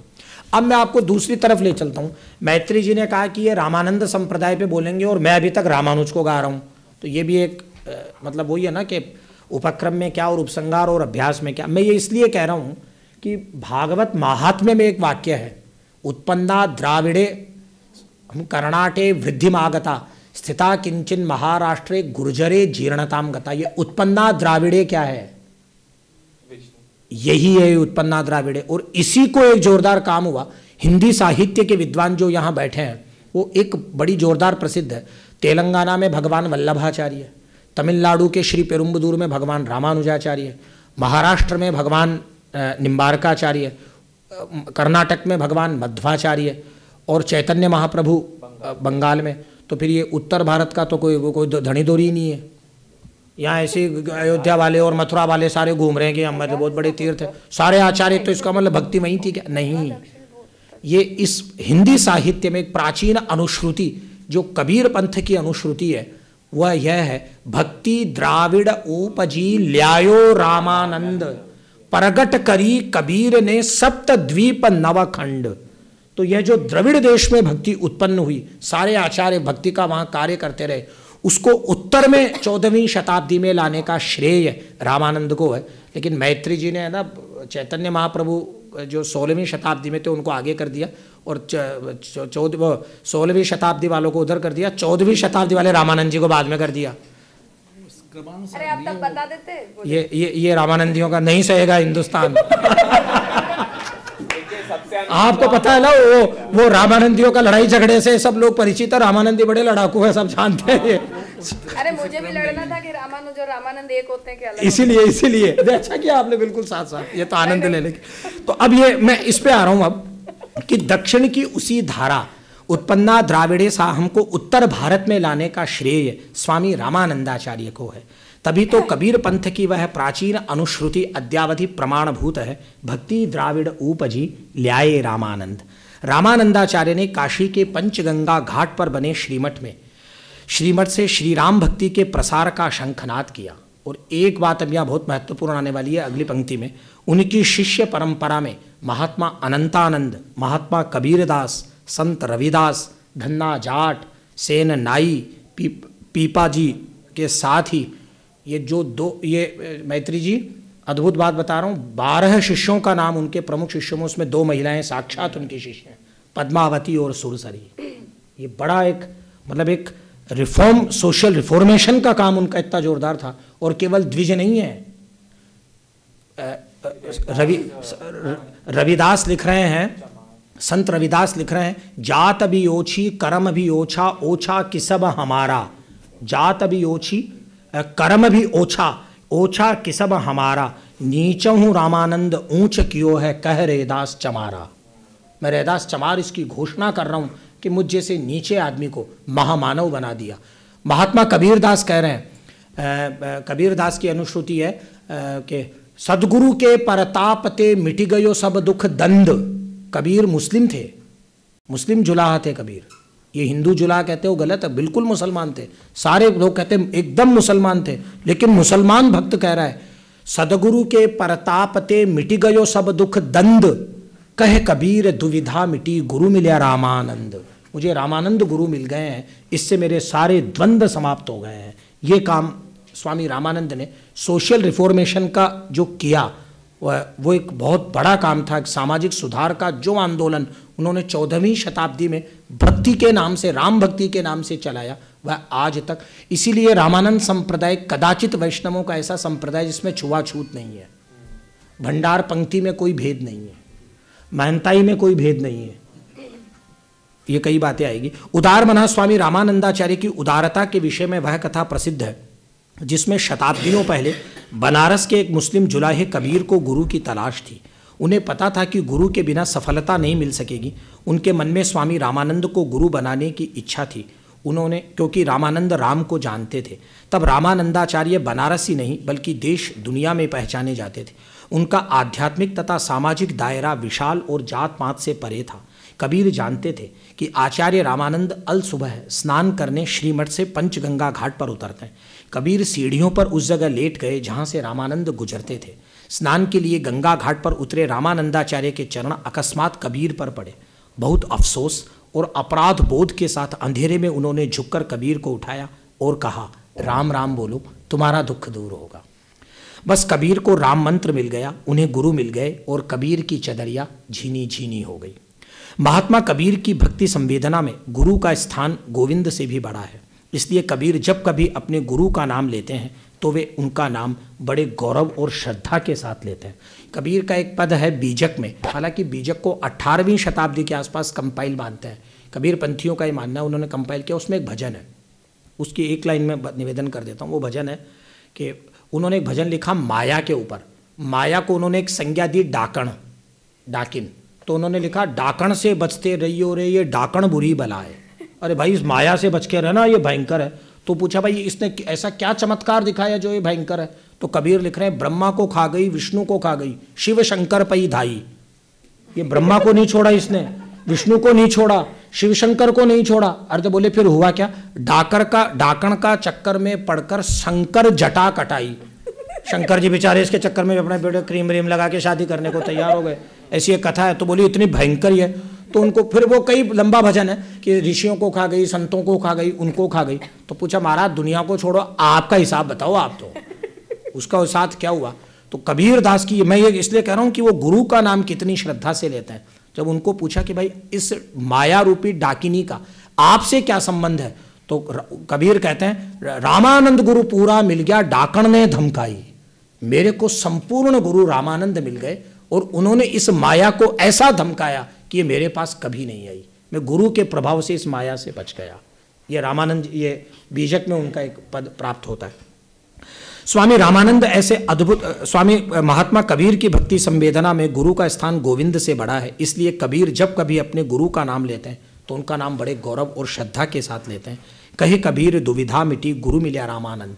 17वीं सदी में हुए फारसी इतिहासकार मोहसिन फनी ने अपनी पुस्तक दबिस्ता-ए मज़ाहिब में लिखा है, कबीर जन्म से मुसलमान थे पर वे स्वामी रामानंद के शिष्य बनना चाहते थे क्योंकि रामानंद राम को जानते थे। स्वामी रामानंद ऐसे अद्भुत गुरु थे जिन्होंने जातियों और वर्गों में बटे हिंदू समाज में एक महत्वपूर्ण उद्घोष किया जिसकी आज भी जरूरत है। वह अप्रतिम घोषणा है, जात पात पूछे नहीं कोई, हरि को भजे सो हरि का होई। स्वामी रामानंद की 12 शिष्यों की मंडली में केवल कपड़े बुनने वाले बुनकर कबीर ही नहीं थे बल्कि उनमें संत रविदास भी शामिल थे जो चमड़े का काम करते थे और काशी की गलियों में जूते सीते थे। वहाँ एक भक्त धन्ना जाड़ थे, वहीं दूसरे थे संत सेना नाई जो लोगों के बाल बनाते थे। उनके शिष्य भक्त पीपा गागरोनगढ़ के राजा, झालावाड़ के राजा होने के बाद भी दर्जी की आजीविका को उन्होंने अपना लिया था। इससे स्वामी रामानंद की संतई की महिमा को समझा जा सकता है। मरुस्थल के भक्त कोबा कुम्हार झींथड़ा जयतारण पाली में और भक्तमाल के रचयिता स्वामी नाभादास रेवासा सीकर में समेत अनेक संत भक्त कवि आचार्य रामानंद के चलाए संप्रदाय के हिस्से हैं। रामानंद ने जन्म सत्ता की बजाय व्यक्ति सत्ता को महत्व दिया। जन्म सत्ता को उन्होंने महत्व नहीं दिया बल्कि उन्होंने व्यक्ति सत्ता को महत्व दिया। भेदभाव को न मानने वाला हमारा भारतीय संविधान तो लगभग 8 दशकों पुराना है, पर स्वामी रामानंद ने इस सामाजिक सुधार के आंदोलन की नींव 14वीं सदी में ही रख दी थी। सामाजिक सुधार का जो आंदोलन स्वामी दयानंद ने चलाया, रामानंदाचार्य उसका बीजारोपण 7 शताब्दियों पहले कर चुके थे। उन्होंने अपने प्रवचन और लेखन का आधार संस्कृत के साथ देशज भाषाओं को भी बनाया। उनके कुछ पद्य सिखों के पवित्र ग्रंथ गुरु ग्रंथ साहिब में संकलित है। वैष्णव मताब्ज भास्कर में उन्होंने शास्त्रों के आधार पर यह घोषणा ही की थी। यह उनकी एक प्रसिद्ध श्लोक वैष्णव मताब्ज भास्कर में 200 श्लोक है, उसमें श्लोक संख्या 100 है, जिसमें वे कहते हैं सर्वे प्रपत्ते अधिकारिणो मताः, भगवान के चरणों में प्रपत्ति के सभी अधिकारी हैं। शक्ताः अशक्ताः पदयोः जगत प्रभोः, जगत प्रभु भगवान के चरणों में जाने के सभी अधिकारी हैं। तो वहाँ जाने की क्या योग्यता चाहिए? वे कह रहे नापेक्षते तत्र कुलम बलम च, न भगवान को प्राप्त करने के लिए उत्तम कुल की आवश्यकता है, न बल की आवश्यकता है। नापेक्षते तत्र कुलम बलम च न चापि कालः नहीं शुद्धता पिवा, न शुद्धता की आवश्यकता है न काल की आवश्यकता है। उन परम प्रभु के चरणों की शरण प्राप्त करने के लिए सभी लोग समान रूप से सर्वकाल सार्वभौम अधिकारी हैं। आचार्य रामानंद का श्रीमठ आज भी काशी में मौजूद है। श्रीमठ में उनकी चरण पादुकाएं स्थापित हैं। अनेक संत परंपराएं स्वामी रामानंद के संप्रदाय से ही निकली हैं। इनमें दादू पंथ, रामस्नेही पंथ, वारकरी महाराष्ट्र में जो है, घीसा पंथ, कबीर पंथ, रैदास पंथ जैसी ढेर सारी परंपराओं का मूल उत्स राम भक्ति का मुख्यालय श्रीमठ है। हिंदी साहित्य के अमर ग्रंथ श्री रामचरितमानस के लेखक गोस्वामी श्री तुलसीदास जी महाराज जगत गुरु श्री रामानंदाचार्य महाराज के प्रशिष्य हैं। वे स्वामी अनंतानंदाचार्य के शिष्य स्वामी नरहरियानंदाचार्य महाराज के शिष्य हैं। तो उनकी चौथी पीढ़ी में ये है। काशी के गंगा किनारे बना श्रीमठ शताब्दियों से निर्गुण तथा सगुण राम भक्ति परंपरा का मूल केंद्र है। कालांतर में इसकी हर शाखा ने वृक्ष का रूप ले लिया और मूल मरता चला गया। जिस बात पर विवाद है वह तो यह है कि श्रीमठ कब व किसने बनाया। कुछ इसे स्वामी रामानंद का बनाया हुआ मानते हैं, तो कुछ उनके गुरु जो कहते, हिंदी साहित्य वालों का मानना है कि दक्षिण से आए थे, स्वामी राघवानंदाचार्य का बनाया हुआ मानते हैं। जिस बात पर कोई विवाद नहीं है वह यह है कि श्रीमठ मध्यकालीन भक्ति आंदोलन के आरंभ का केंद्र था। स्वामी रामानंद का चलाया हुआ संप्रदाय जातीय आधार पर टूट रहे समाज के बीच एक अकाट्य सत्य है। इस संप्रदाय में छुआछूत व खान पान में कोई भेदभाव नहीं है। यह संप्रदाय समाज को एक सूत्र में बांधने वाली, इसको छोड़ देता हूँ, को दर्शन पे बोलता हूँ। रामानुज विशिष्टाद्वैत की भांति रामानंद विशिष्टाद्वैत का भी अपना वैशिष्ट्य है। यहाँ जीवों के, रामानुज संप्रदाय में जैसे 3 भेद है, बद्ध मुक्त नित्य भेदात, वैसे यहाँ भी जीवों के 3 भेद है, बद्ध मुक्त नित्य, 3 प्रकार के जीव। बुच्ची वेंकटाचार्य ने वेदांत कारिकावली में जीव का जो लक्षण किया है, अणुत्वे सति चैतन्यम जीव सामान्य लक्षणम।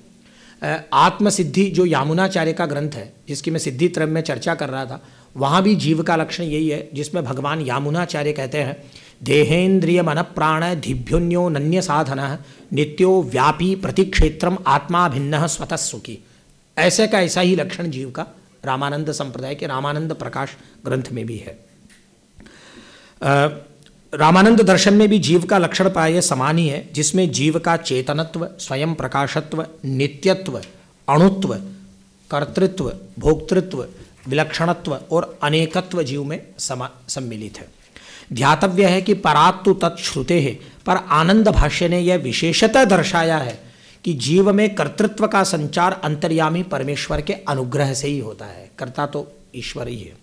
अखिल कर्तृत्व तो परब्रह्म श्री रघुनंदन में ही है। श्रुति कहती है यह आत्मानम अंतरो यमयति, ईश्वर और जीव का साथ सदैव बना रहता है। संसार भाव को प्राप्त चींटी से लेकर भगवान ब्रह्मा तक सभी जीव जो अपने अनादि कर्म प्रवाह के फलस्वरूप जन्म मरण में फंसे हुए हैं, बद्ध जीव हैं, सभी बद्ध जीव हैं।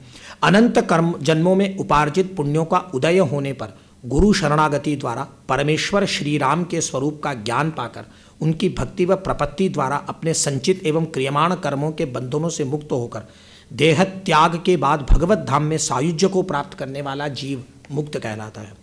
भगवत सायुज्य होने पर भगवान के समान जगत व्यापार नहीं कर सकता, किंतु उसको भगवत तुल्य ऐश्वर्य अवश्य प्राप्त हो जाता है। वह नित्य जीव है।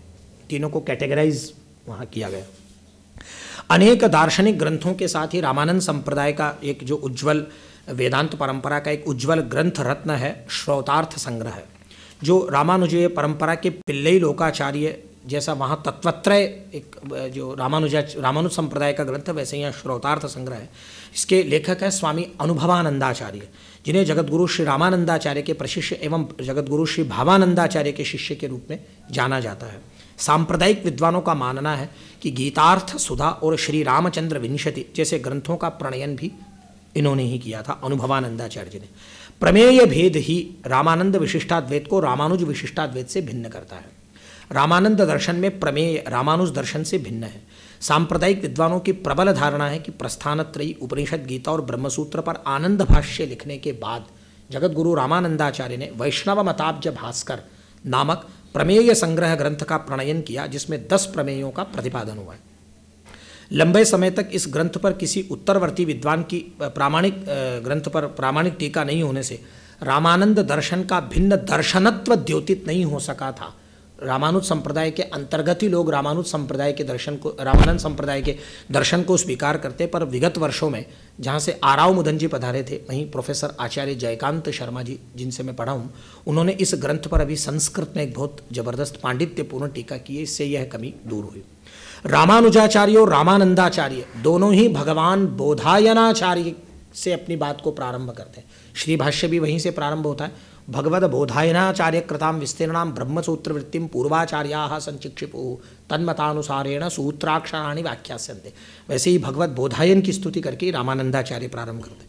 अब ये जो रामानंद दर्शन का प्रमुख ग्रंथ वैष्णव मताब्ज भास्कर है, इसमें सुरसुरानंदाचार्य जो उनके 10-12 शिष्यों में एक थे, वे उनसे पूछते हैं, तत्वं किं किं च जप्यं परमेय वैष्णवैर्ध्यानमिष्टं मुक्ते किं साधनं सत्सुमतिमतिमतो धर्म एकोस्ति कश्च धर्माणां वैष्णवास्ते गुरुवर कथिता लक्षणं किं च तेषां कालश्रेयः किमाप्यं कथमुरुशुभदं कुत्र कार्यो निवासः।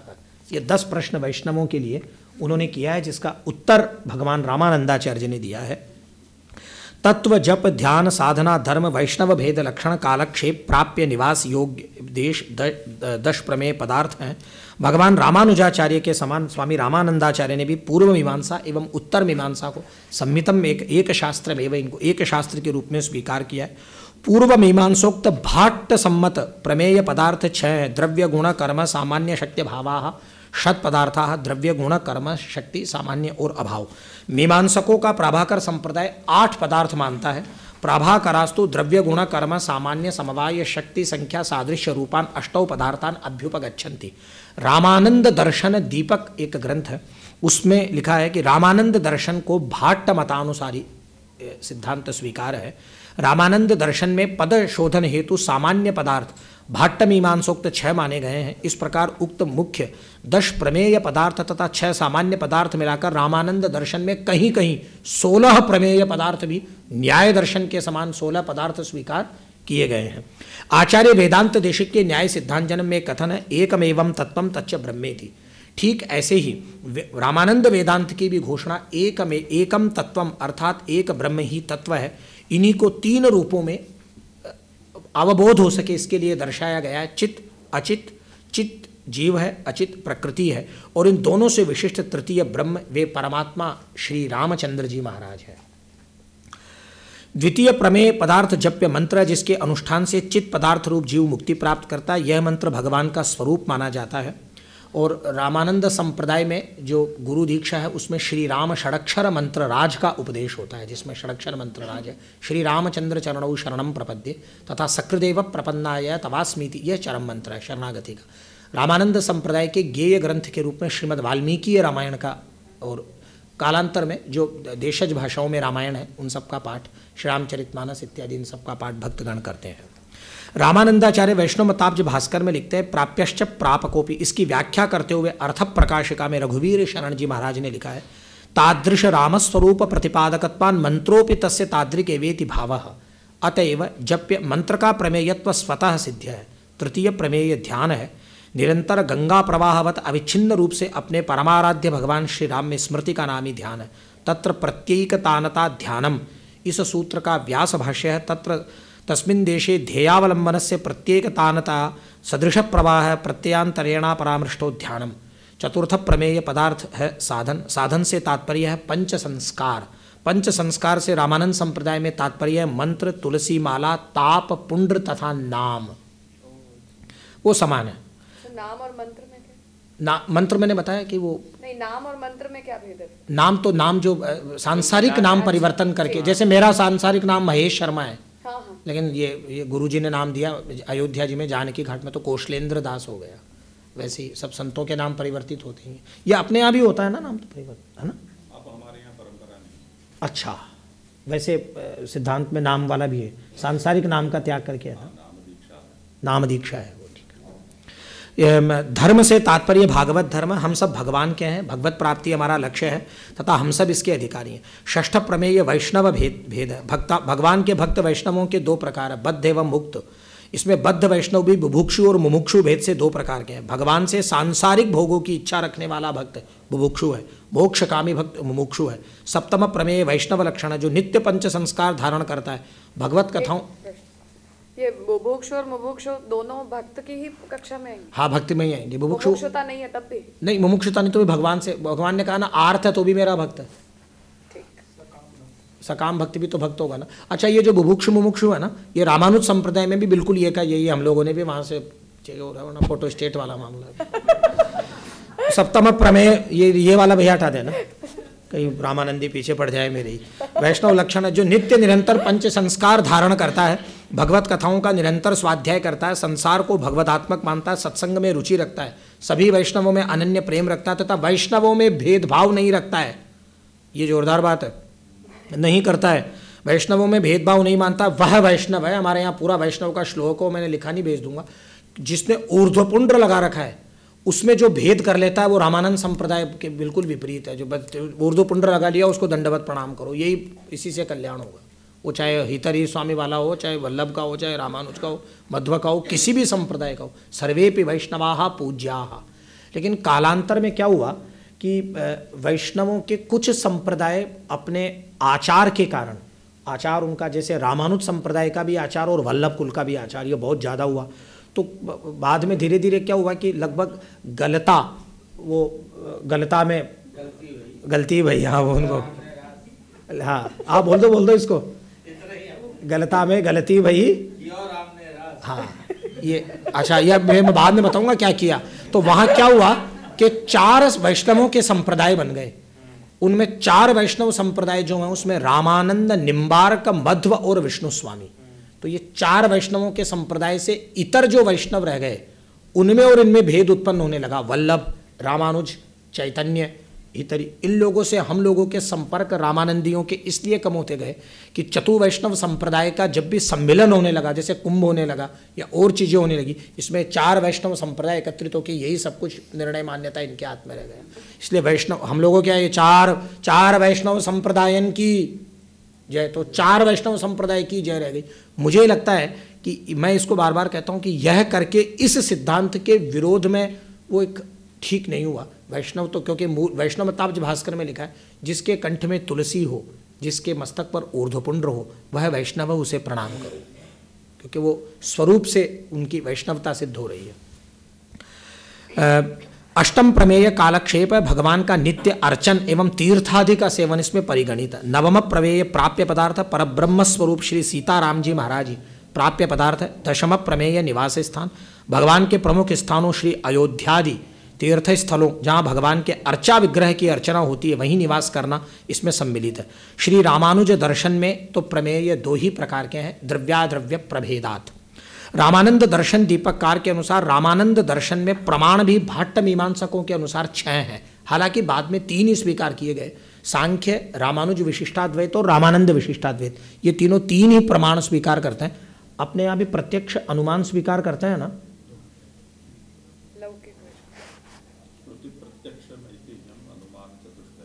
श्रुति अनुमान चतुष्टय 4। हाँ, पर अन्य जो अलौकिक विषय में तो इनका प्रामाण्य नहीं होता है, वहाँ तो शब्द ही प्रमाण होता है, वो भेद है समान। और ये महाभारत का ही वचन होने से इस विषय में हमारे यहाँ कुछ दुविधा है। स्मृति और श्रुति और ऐतिह्य, ये जो दो शब्द हैं उनमें दो वचन अलग अलग प्राप्त होते हैं और उसका समन्वय पूज्य श्री श्याम मनोहर जी ने अपनी प्रस्थान रत्नाकर की भूमिका में किया है। श्रुति प्रत्यक्षम ऐतिह्यम अनुमान चतुष्टयम ऐसे करते हैं। वो यहाँ 3 थे, प्रत्यक्षम अनुमानम शब्द, शब्द मतलब श्रुति प्रमाण। फिर ये थोड़ा सा और खींच खाच करके आगे ले गए। इन्होंने कहा कि नहीं साहब हम तो ऐसा नहीं मानेंगे, क्योंकि उन्होंने तो एवकार का प्रयोग कर दिया। विशिष्टा उन्होंने प्रमाणानि त्रीण्येव, प्रमाण 3 ही है। इन्होंने कहा नहीं साहब, इन्होंने कहा हम तो साहब हम क्या करेंगे, हम तो कि प्रत्यक्ष अनुमान शब्द उपमान अर्थापत्ति और अभाव, बिल्कुल भाटवा उनकी जैसा बिल्कुल स्वीकार कर लिया। और एक श्लोक और रख दिया वाल्मीकि रामायण का कि राम जी को ये कह दिया गया कि हे राम तुम विचार करो। ऋषियों ने कहा, तो बोले भाई कैसे विचार करूं?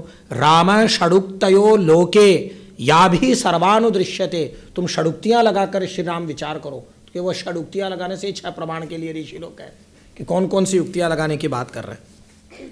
रामानंद श्रीमद् वाल्मीकि रामायण रामानंद दर्शन में वेदवत प्रामाणिक है। वाल्मीकि रामायण के उक्त संदर्भ से 6 प्रमाण सिद्ध होते हैं। रामानंद दर्शन में वर्णों या पदों का नित्यत्व और विभुत्व कहा गया है, जबकि रामानुज वेदांत में वर्णों या पदों का तत्वतः अनित्यत्व है।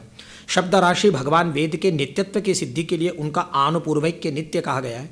अथातो ब्रह्म जिज्ञासा ब्रह्मसूत्र पर श्री भाष्यकार रामानुजाचार्य ने ब्रह्म शब्दार्थ गीता शास्त्रोक्त पुरुषोत्तम ग्रहण किया है। वहीं आनंद भाष्यकार रामानंदाचार्य ने सकल जीव जड़ादि विलक्षण भगवान श्री राम ग्रहण किया है। रामानंद संप्रदाय के दार्शनिक स्वरूप के साथ ही गुरु के स्वरूप, पंच संस्कारों के स्वरूप, उपासना, दीक्षा मंत्र, सगुण निर्गुण तत्व विवेक, दास्य भाव की अवधारणा, भक्ति प्रपत्ति भेद और मुक्ति साधन तथा उनके स्वरूप पर रामानुज संप्रदाय से पर्याप्त भेद उपलब्ध है। रामानंद दर्शन में मुक्ति के 2 उपाय हैं, भक्ति एवं प्रपत्ति। ये ठीक नहीं है, मतलब उपाय तो एक ही है, भक्ति से ही उसमें वो होगा। तैल धारावत अविच्छिन्न ध्रुवा भगवत स्मृति ही भक्ति है। श्री भाष्यकार भगवान रामानुजाचार्य ने ब्रह्मसूत्र श्री भाष्य में भक्ति को तैल धारावत अविच्छिन्न स्मृति संतान रूपा कहा है। भक्ति की उत्पत्ति के जो 7 प्रमुख कारण तल्लब्धिर विवेक विमोकाभ्यास क्रिया कल्याण अनवसाद अनुद्धर्षेभ्य कर्तृत्वाभिमान शून्य होकर भगवान श्री रघुनाथ जी को ही अपनी मुक्ति का एकमात्र उपाय मान लेना प्रपत्ति है। रामानंद दर्शन में शरणागति षड्विधा है। भगवान के अनुकूल का ग्रहण, भगवान के प्रतिकूल का त्याग, भगवान में रक्षक बुद्धि, भगवान में अनन्य स्वामी बुद्धि, स्वयं में सामर्थ्यहीनता की भावना तथा स्वयं को सर्वार्थक कृपण साधन विहीन मानना, यही 6 प्रकार की शरणागति जो वहाँ है वही यहाँ। यदि कोई शंका करे कि मुक्ति दशा में अनेक जीवत्व या बद्ध मुक्तादि भेद निरस्त हो जाते हैं क्या, तो ऐसा नहीं माना जा सकता, क्योंकि गीता पर रामानंदाचार्य का आनंद भाष्य है कि यदि गुरु शिष्य व्यवहार है तो बंध मोक्ष व्यवहार भी होगा ही, अन्यथा किसी एक के मुक्त हो जाने पर शुको मुक्त व्यासो वामदेवो मुक्त शुको मुक्त है। जब विभुत्व मान लेंगे, अणुत्व नहीं मानेंगे और अनेकत्व की जगह एकत्व स्वीकार करने लगेंगे तो अद्वैत के समान एक के मुक्त होने पर अन्य के भी मुक्ति की बात उठने लगेगी। वो यहाँ बिल्कुल स्वीकार नहीं है।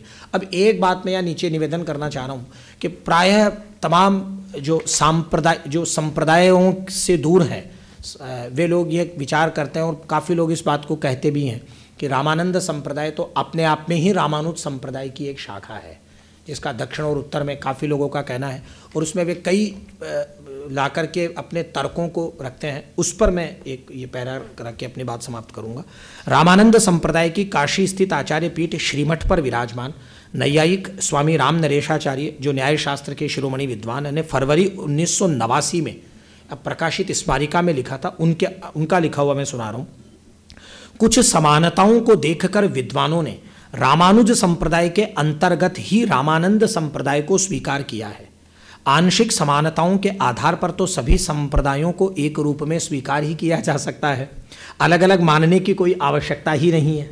इसी आंशिक साम्य के कारण किसी ने आद्य शंकराचार्य को प्रच्छन्न बौद्ध कह दिया था। उन्हें शंकराचार्य भी बौद्ध के रूप में दिखाई दिए थे, जिन्होंने बौद्धों के अवैदिक महल को भारत भूमि से उखाड़ने में अनुपम भूमिका निभाई थी। न्याय दर्शन के द्वितीय सूत्र दुख जन्म प्रवृत्ति दोष मिथ्या ज्ञानानाम उत्तरोत्तरापाये तदंतरापायाद अपवर्गः के भाष्य की व्याख्या करते हुए वार्तिककार उद्योतकर ने संप्रदाय शब्द की व्याख्या में लिखा है, शिष्याचार्य संबंध से अविच्छेदेन शास्त्रावाप्तिर नाम संप्रदाय। इसका भाव है कि शास्त्र की वह प्राप्ति जो शिष्य एवं आचार्य के अविच्छिन्न संबंध के द्वारा हो उसे ही संप्रदाय कहते हैं। स्वामी राघवानंद ने स्वामी रामानंद को राम मंत्र का उपदेश किया तथा रामोपासना में प्रवृत्त किया, जिसके आधार पर सुनिश्चित होता है कि उन्हें भी अपनी अविच्छिन्न गुरु परंपरा से राम मंत्र तथा रामोपासना की प्राप्ति हुई होगी। गुरु परंपरा से अप्राप्त मंत्र का उपदेश वैदिक सनातन धर्मोद्यान के परम संरक्षक स्वामी राघवानंद कभी भी स्वामी रामानंद को नहीं कर सकते थे। रामानुज संप्रदाय में कभी भी मुख्य रूप से राम मंत्र का उपदेश नहीं होता है।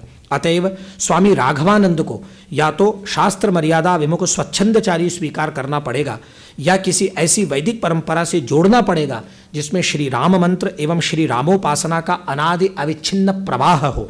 सभी संप्रदायाचार्यों ने अपने परमोपास्य को ही अपने संप्रदाय का मूल तथा परमाचार्य माना है। जैसे रामानुज संप्रदाय भगवान लक्ष्मीनाथ को, इसी क्रम से रामानंद संप्रदाय के मूल एवं परमाचार्य किसी भी प्रकार से भगवान लक्ष्मीनाथ नहीं हो सकते। पूर्व लेखकों का लेखन ही जिनके लेखन का मूल आधार है, ऐसे वैदिक मर्यादाओं के ज्ञान से शून्य, स्वतंत्र चिंतन शक्ति से रहित, भारतीय परंपराओं के शत्रु एवं पाश्चात्य विचारों को ही परम वेद मानने वाले लोगों ने आंखों पर पट्टी बांधकर रामानंद संप्रदाय को रामानुज संप्रदाय के अंतर्गत मान लिया है। प्रायः परंपरा के संबंध से रामानुज संप्रदाय एवं रामानंद संप्रदाय एक है या रामानुज संप्रदाय की शाखा रामानंद संप्रदाय है, ऐसा बताने वाले लोग श्री स्वामी श्री नाभादास जी महाराज के भक्तमाल, जो कि 1601 से 1603 ईस्वी के बीच में विरचित है, उसके रामानुज पद्धति प्रताप अवनी अमृत वे अनुसरो को उद्धृत करते हैं। इस छप्पे के पद्धतिपद से स्वामी रामानंद को रामानुज संप्रदायांतर्गत सिद्ध करने का प्रयास किया करते हैं, किंतु यहाँ जो पद्धति शब्द है उससे संप्रदायानुयायी अर्थ करना नितांत असंगत है। पद्धति शब्द सिद्धांत वाचक है न कि संप्रदाय वाचक। स्वामी रामानंद और स्वामी रामानुज के विशिष्टाद्वैत में बहुत कुछ साम्य भी है, दोनों आचार्यों को तत्वत्रय स्वीकृत है। अतः प्रतीत होता है कि कतिपय स्थानों पर सिद्धांततः दोनों के निकट होने के कारण पाठ भेद से रामानुज पद्धति पद का प्रचार हो गया। यद्यपि दोनों आचार्यों के इष्ट मंत्र उपासना पद्धति में भारी भेद है। भक्तमाल में पद्धति शब्द संप्रदाय पथ मार्ग परिपाटी के पर्यायवाची के रूप में कई बार आया है। स्वामी भगवदाचार्य के अनुसार कुछ प्रतियों में राम पद्धति पाठ भी है, जिसका अर्थ है श्री राम जी ही जिसके सर्वश्रेष्ठ उपास्य देवता है। ऐसी पद्धति का पृथ्वी पर प्रचार हुआ।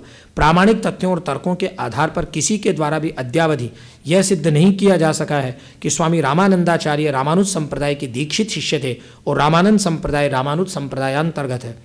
भगवान रामानुजाचार्य और भगवान रामानंदाचार्य के विशिष्टाद्वैत वेदांत दर्शन के पारस्परिक संबंध के रहस्यों का चिंतन और मनन न केवल वैष्णव दर्शन बल्कि भारतीय दर्शन के उन पाठकों के लिए भी आवश्यक है जो वेदांत दर्शन का और अधिक अध्ययन करना चाहते हैं।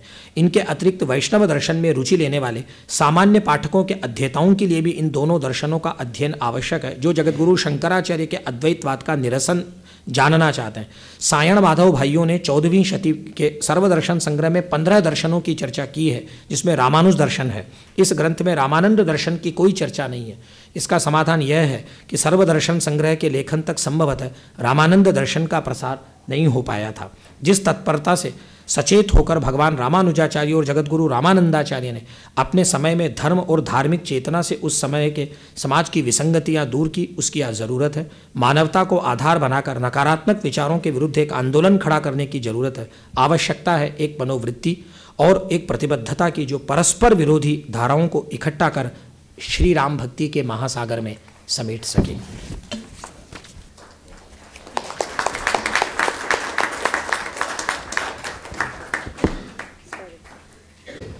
अन्य प्रकार ना वही भगवत वो लोक शब्द अंतर कर दिया, वहाँ गोलोक वैकुंठ यहाँ साकेत कर दिया। अर्थात सालोक्य साष्टी सामीप्य वगैरह है सारे वही, लेकिन सायुज्य मुक्ति ही भक्तों के लिए अभीष्ट है, वही प्राप्त है, वही भगवान की सेवा। यहाँ भी दास वहाँ भी दास।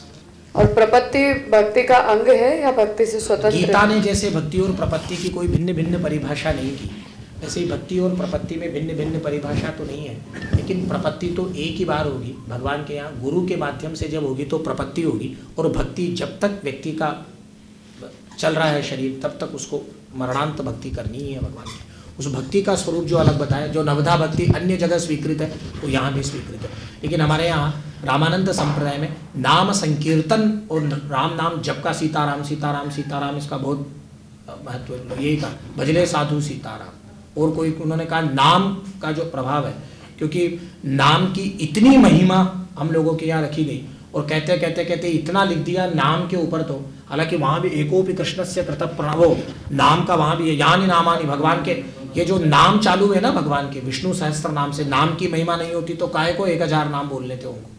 और अद्वैत वेदांत में भी विष्णु सहस्त्र नाम के लिए लिखा, और कालांतर में एक काम और हुआ, इन नामों के ऊपर शंकराचार्य ने तो भाष्य लिखा ही विष्णु सहस्त्र नाम के ऊपर। भगवान रामानुजाचार्य जी की परंपरा में पराशर भट्टारक मुनि ने विष्णु सहस्त्र नाम के ऊपर भाष्य लिखा।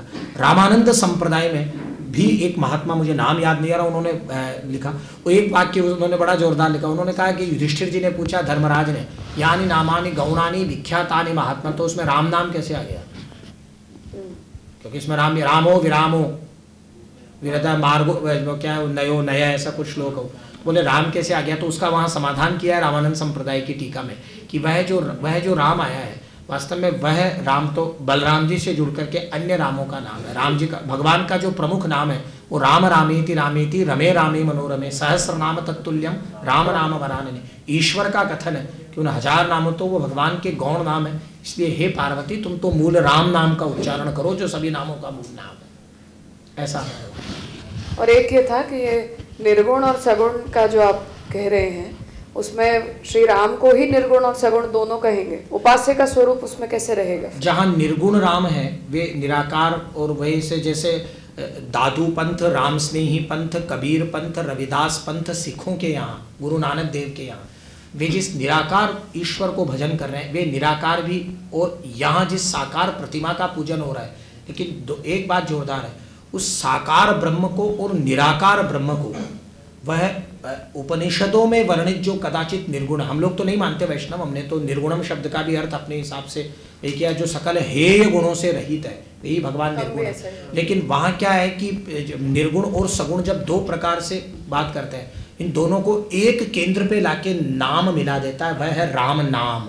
वे जो निर्गुण ब्रह्म भाषी, तुलसीदास जी कहते हैं कि राम का नाम जो है वो चतुर्दुभाषी है, it's a clever translator between सगुण एंड निर्गुण। और उन्होंने लिख दिया सगुण ही अगुण ही नहीं कछु भेदा, गावहि मुनि पुराण बुध वेदा, जो गुण रहित सगुण सोई कैसे, जल हिम उपल बिलग्ने। जैसे उन्होंने कहा जल और बर्फ, अब बर्फ की आकृति दिखाई पड़ रही है और जल उस स्वरूप में दिखाई पड़ रहा है, ये दोनों एक ही है। एक श्लोक में यहाँ शायद मेरे हिसाब से, यदि मुझे सही याद है, तो इसी का प्रभाव ये पड़ा कि कालांतर में निर्गुण भक्ति वालों ने, केवल रामानंद संप्रदाय ने नहीं, वल्लभ ने, चैतन्य ने, सब ने, इन उपनिषदों में भी के साथ शंकराचार्य ने, शंकराचार्य महाराज जिस निर्गुण ब्रह्म के पक्ष में खड़े हो गए कि साहब वह ब्रह्म ऐसा है, वो जम के लताड़ा सबने, और इतना कहा उन्होंने पूछो मत, कि वो एक श्लोक मुझे याद आ रहा है, बड़ा जोरदार है वो, कि एक सखी वो हाफती सी आई और अपनी सखियों को आके कहने लगी, शृणु सखी कौतुकम एकम नंद निकेतांगणे मया दृष्टम, मधुसूदन का, कि शृणु सखी कौतुकम एकम नंद निकेतांगणे मया दृष्टम, गोधूली धूसरांगो नृत्यति वेदांत सिद्धांत। इसका मतलब वो जो वेदांत, अच्छा एक और श्लोक वो, निगम वनेषु नितांत खेद खिन्नाहा, कि अरे तुम ये निगम और आगम के इस वन में क्या कर रहे हो तुम सारे पंडितियाँ, ये क्या कहाँ फंस गए तुम लोग? तो बोले फिर क्या करें? उपनिषद माद्रियध्वम, अरे छोड़ो इन सबको। बोले फिर क्या करें?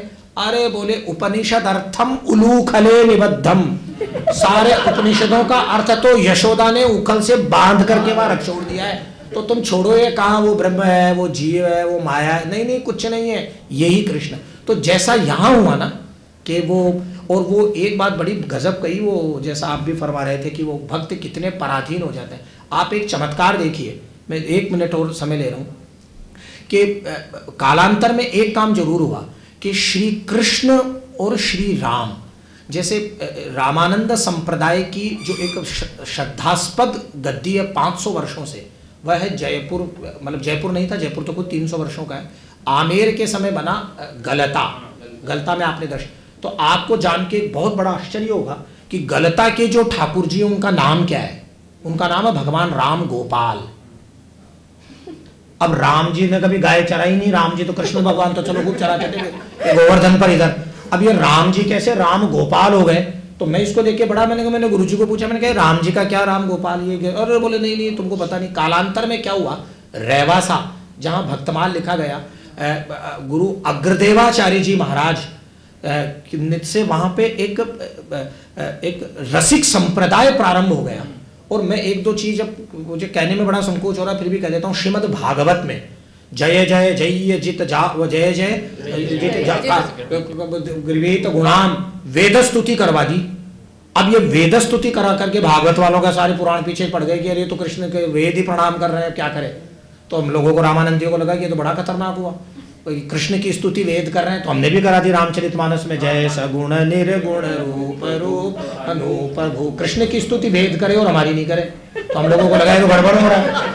तो क्योंकि फिर भक्त सामने वाला तो कंफ्यूज होगा ना, इस वाले पे आना है कि इस वाले पे। तो आपने तो दिखा दिया कि भाई हमारे कृष्ण बहुत वो है, देखो वेद स्तुति कर रहे हैं। हम पिछड़ने लगे। तो तुलसीदास जी को लगा कि करे क्या, तो उन्होंने कहा कि वेद आपने तो वेद से करवाई ना, वेद स्तुति है वो वेद आए। हम लोगों ने क्या किया वो सुनो। रामचंद्र जी राजा बन गए, वेद भाटों के रूप में उपस्थित हुए चारों, और ढोल बजाते बजाते हमारे राम जी की स्तुति करने लगे। ये आप समझ रहे हैं ना। ये कई बार, ये मैं केवल अकादमिक अध्ययन के रूप में मैं या कृष्ण भगवान के लिए बोल नहीं रहा हूँ। आप हंसो मत, वरना अभी थोड़ी देर में मुझे भगाओगे आप। ये कृष्ण भक्तों ने क्या क्या खेल किए वही मुझे पता है, आप रोको मेरे को भी। तो हुआ क्या कि ये संप्रदायवाद जब सिर पे चढ़ के बोलने लगा तो हम लोगों ने सर्वम वेदा प्रसिद्ध्यति, अरे बाप रे, मनु के कथन को किया किनारे। अरे बोले छोड़ो इसको। हमने कहा क्या? बोले रामायण सबसे बड़ा ग्रंथ है, क्योंकि मेरी बात सही हो रही है। इसलिए एक बात मुझे बहुत अद्भुत लगती है महाराज, वो रामधारी सिंह दिनकर जी ने एक जगह लिखा संस्कृति के 4 अध्याय में, बात बड़ी जोरदार है। उन्होंने कहा कि बुद्ध के बाद, शंकर के बाद आचार्यों की ऐसी धारा बह चली जो निर्णय पर पहले पहुंच गए और तर्कों से उन्होंने अपने कथनों की सिद्धि कर दी। प्रमेय के ऊपर प्रमाण, सारे प्रमाण। मुझे ये कहना है अभी सुबह हो रही है, अब मैंने उसको सिद्ध करने के लिए, तो अब बताओ, अब आप वेद की इतनी दुर्गति कर दी रामचरितमानस में बेचारे की। कौन वेद जो नित्य शब्द राशि है, जिनको ब्रह्मा बेचारे भाग रहे हैं लेकर के कि नष्ट नहीं हो जाए, उनको बोला वेद कुछ नहीं, सब हटाओ, ये रामायण भैया रामचरितमानस पर तो ये राम। और क्या क्या करा दिया बेचारे वेदों का। और उन वेदों का करने पे तो हमने बुद्ध को निपटा दिया। और यहाँ देखो आप, ये क्या स्थिति हो रही है, वेद की बेचारा वेद स्तुति हो रही है भागवत में। और तुलसीदास जी ने कहा कि नहीं तुम इधर आओ, इधर बेटा का खड़े कर दिए। तो ये सारे काम, वैसे ही हम लोगों ने एक काम और किया। अब हमको लगा कि कृष्ण गाय चराए, तो कृष्ण वाले तो भजन गा रहे हैं, निम्बार की भी गा रहे हैं, वल्लभ वाले गा रहे हैं, ये गोविंद देव जी वालों का अलग ही ये गाते रहते हैं, आया शाम आवत धेनु मोहन धेनु चरावत, बड़ा सुंदर गाते हैं इसको पंडित जसराज आसावरी में। तो मैंने कहा यार इसका क्या किया, पूर्वी में वो जयवत कान करत श्रृंगार, वो जयवत कान नंदजू की कन्या, क्या वो जोरदार भजन है एक से, वो आसावरी में। तो क्या हुआ, वो गलत बोल दिया मैंने इसलिए सुधारा। तो हुआ क्या, तो अब हम लोगों को लगा कि कृष्ण भगवान की इतनी चीजें हैं, अब ये राम जी का क्या गाएं। अब आप लोगों तो होली पे चालू हो जाते हो एक महीने, हम हमारी क्या गाएं। ये बहुत बड़ी समस्या हुई राम भक्ति परंपरा में। अच्छा आप लोगों क्या रास लीला हो रही है, कृष्ण रास कर रहे हैं। अब तो आपको मैं जोरदार बताऊं, रामानंदियों ने दिमाग लगाया कि यार कुछ अपना भी करो, कुछ बैठाओ मामला। तो हम लोगों ने ऐसा बैठाया कि हमने भी राम जी से गोचारण करके भगवान राम गोपाल विराजमान कर दिए। आ जाओ भाई साहब। और सुनिए, ये क्या कहते हैं महाराज जी, आपको पता है भारत की बड़े शास्त्र मनीषी सब आचार्य लोग जिनके चरणों की धूल है, महामहोपाध्याय पंडित गोपीनाथ कविराज जी का जीवन लिखा भगवती प्रसाद सिंह जी ने। उनकी जीवनी का नाम है मनीषी की लोक यात्रा। भगवती प्रसाद सिंह जी ने बीएचयू से जो पीएचडी की, उसके पीएचडी का विषय बता रहा हूँ, राम भक्ति के रसिक संप्रदाय। तो हमने कृष्ण भक्तों को पीछे छोड़ दिया, हम इतने रसिक ले आए, और इतने रसिक ले आए कि आपको जान के आश्चर्य होगा कि जैसे ये गोपी गीतम बना ना आपका, तो गोपी गीतम गा रहे हैं, बिल्कुल सुंदर, बड़ा सुंदर कथावाचक, मैं भी देखता रहता हूँ। तो जयपुर के महाराज ने पूछा एक बार पंडित जी को, रामानंद जी को, अरे के महाराज, मैं ढूंढाड़ी बोल देता हूँ और भाषाएं सुन रहा हूँ, अजी का महाराज ये भगवान कृष्ण ने रास रचाया का आपने ये राम जी भी रचाया? तो उनके मुंह से निकल गए राम जी भी रचाए। तो उन्होंने कहा कि महाराज कहाँ रचाए? तो उन्होंने ग्रंथ लिख दिया राम गीतम, और उनको राम रासाचार्य की उपाधि दी गई। 300 वर्ष पहले उन्होंने ग्रंथ लिख दिया। और उन्होंने कहा साहब ये जो भागवत में आया है ना, ये तो अंतिम रास है 100वां, 99 तो त्रेता में रचा गया था। तो इसलिए हम लोगों को जब आप लोग रासवास सुनाते हो ना, तो हम लोगों को लगता है आपके पास तो एक ही है, 99 तो हमारे पास है। ये हम लोगों ने किया तो आनंद रामायण में पूरा जबरदस्त। तो ये कालांतर में भक्ति की जब धूम मची तो इतना ले उड़े लोग, बेचारे शंकर जी का क्या सत्यानाश किया, ब्रह्मा जी का सबका निपटा दिया इनको, दुर्गा। अब एक चौपाई बोल के मैं खत्म करता हूँ। तुलसीदास जी को लगा क्या कहीं ऐसा नहीं हो कि कहीं राम जी के सामने तुम बोलो नहीं, राम जी ऐसे बोले, दुर्गा कोटि अमित अरिमर्दन, करोड़ों दुर्गाओं के समान राम जी अरिमर्दन है, करोड़ों सूर्य के समान चमक रहे हैं, करोड़ों सूर्य शिव के समान संगारक है। ये सब क्या है? ये अपनी इष्ट, ठीक है आपने परमत खंडन करके स्वमत संस्थापन कर दिया, लेकिन कालांतर से इससे संप्रदाय वाला इतना फैला कि शाक्तों ने फिर जो वैष्णवों के लिए लिखा वो फिर ऐसा लिखा कि वो उस पर भी मैंने पर्चा तैयार किया, वो भयंकर लिख दिया उन्होंने वैष्णवों को, और कह दिया ये लोग कोई काम के नहीं है, दरिद्री हैं, इनसे बिल्कुल दूर रहने में कल्याण। और वो शाक्त पता नहीं कहाँ ले गए। शैवों ने क्या किया, एक बात में जो उसमें कहना चाह रहा था वो भूल गया। रामानंदाचार्य जी का इतना मतलब इतना ओपन मामला था सारा। रामानंदाचार्य वैष्णवाचार्य थे। उत्तर भारत में वैष्णव पीठों की कमी थी क्या? अयोध्या में भी तो राम भक्ति का मुख्य केंद्र बना सकते थे, वो मथुरा में बना सकते थे। वे काशी इसीलिए गए कि जो शैव वैष्णवों के बीच में जो विवाद है, इस विवाद को शांत करके इनको एक किया जाए। किसी भी काशी शैव नगरी है, शिव नगरी है, काशी और कांची दोनों शिव नगरी है। काशी में किसी वैष्णव संप्रदाय का स्थान स्वामी रामानंदाचार्य ने बताया।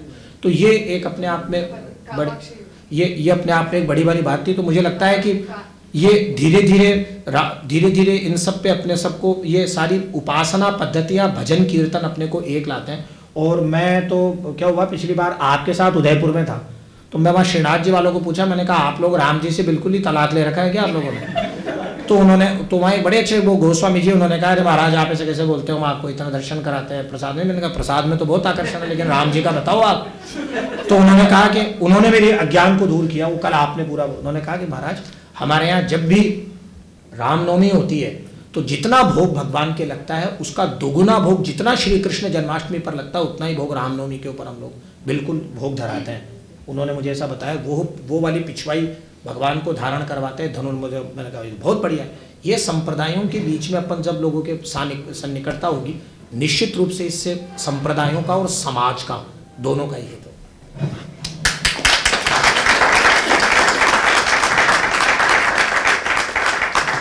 तो जो आपने कहा है उसका पूछना था, जो भक्ति द्राविड़ न्याय और रामानंद, तो इस न्याय और रामानंद का क्या अर्थ है?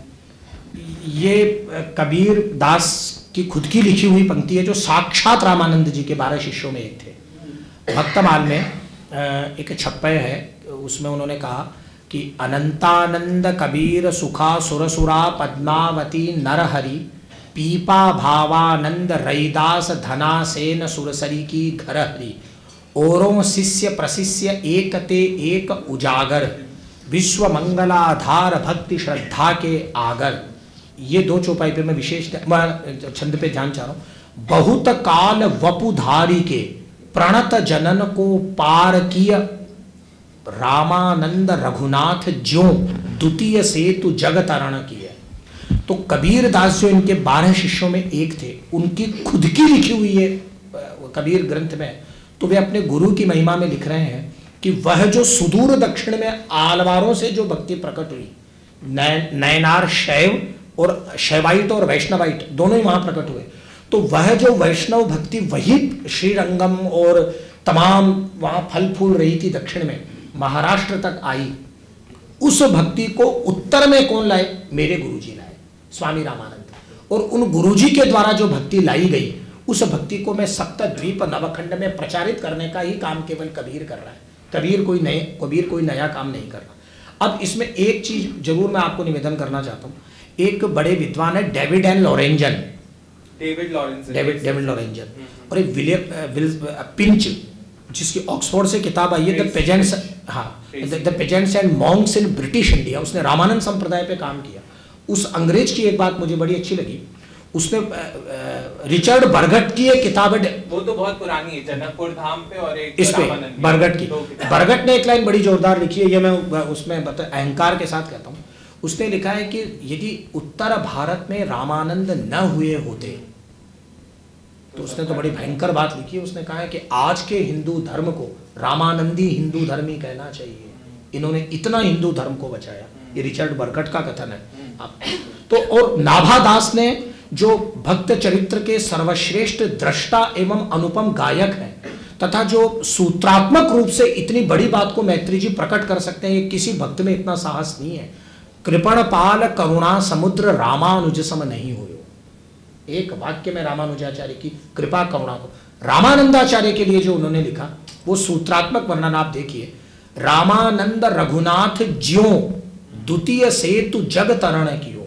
अरे एक सेतु तो कभी राम जी ने बनाया था बंदर भालुओं के उतरने के लिए, ये रामानंद ने एक साथ दूसरा भक्ति का सेतु बना दिया राम जी की जैसे, कि इससे सारे लोग पार हो रहे हैं। 3 अर्थ किए इसके हमारे महाराज संतों ने, कि दूसरा रामानंद रघुनाथ जो, लगता है रामानंद खुद ही दूसरे सेतु के रूप में प्रकट हो गए। क्या हो भाई, तुम लोग घबराओ मत, किसी भी जाति पाति कुल वर्ण कुछ भी हो, स्त्री पुरुष, आओ राम नाम के सेतु पर चढ़ो, संसार को पार हो जाओ। तीसरा अर्थ उन्होंने किया कि लगता है श्री राम का जो राम भक्ति रूपी सेतु है उसके संस्थापक रामानंद के रूप में उन्होंने इसको प्रकट कर दिया। तो ये वो था। तो ये रामानंदाचार्य ने जो, क्योंकि इस बात को तो सारे विद्वान निर्विवाद रूप से मानेंगे कि मध्यकालीन भक्ति आंदोलन जब प्रकट हुआ तो उसके प्रकटकर्ता स्वामी रामानंद है। इसमें कोई किसी को कोई Hindi scholars north India Hindi speaking belt में यस, इसमें कोई विवाद नहीं है कि रामानंद ने उत्तर भारत में जितना काम किया स्वामी रामानंद ने, जिससे भक्ति की एक धारा फूट पड़ी और विभिन्न संप्रदाय पुष्ट हुए, परिपुष्ट हुए, भक्ति के केंद्रों की संस्था सुरक्षा होने लगी। और इतना ही काम नहीं किया रामानंदियों ने, तो संतों को आपको तो पता ही है, रामानंदियों ने फौज बना दी और लड़े। उन्होंने तो वो बालानंद मठ के ऊपर आपको पता, उन्होंने तो संतों की फौज थी जो मुसलमान, क्या कई बातें सीता लड़े बेचारे, वो फौज थी संतों की। नागा साधु की वो फौज उनकी तैयार की हुई है। आप तो मधुसूदन सरस्वती ने भी करी, और सन्यासी ठीक है। अभी जिसकी बारात चल रही है उसके ये गीत गाओ।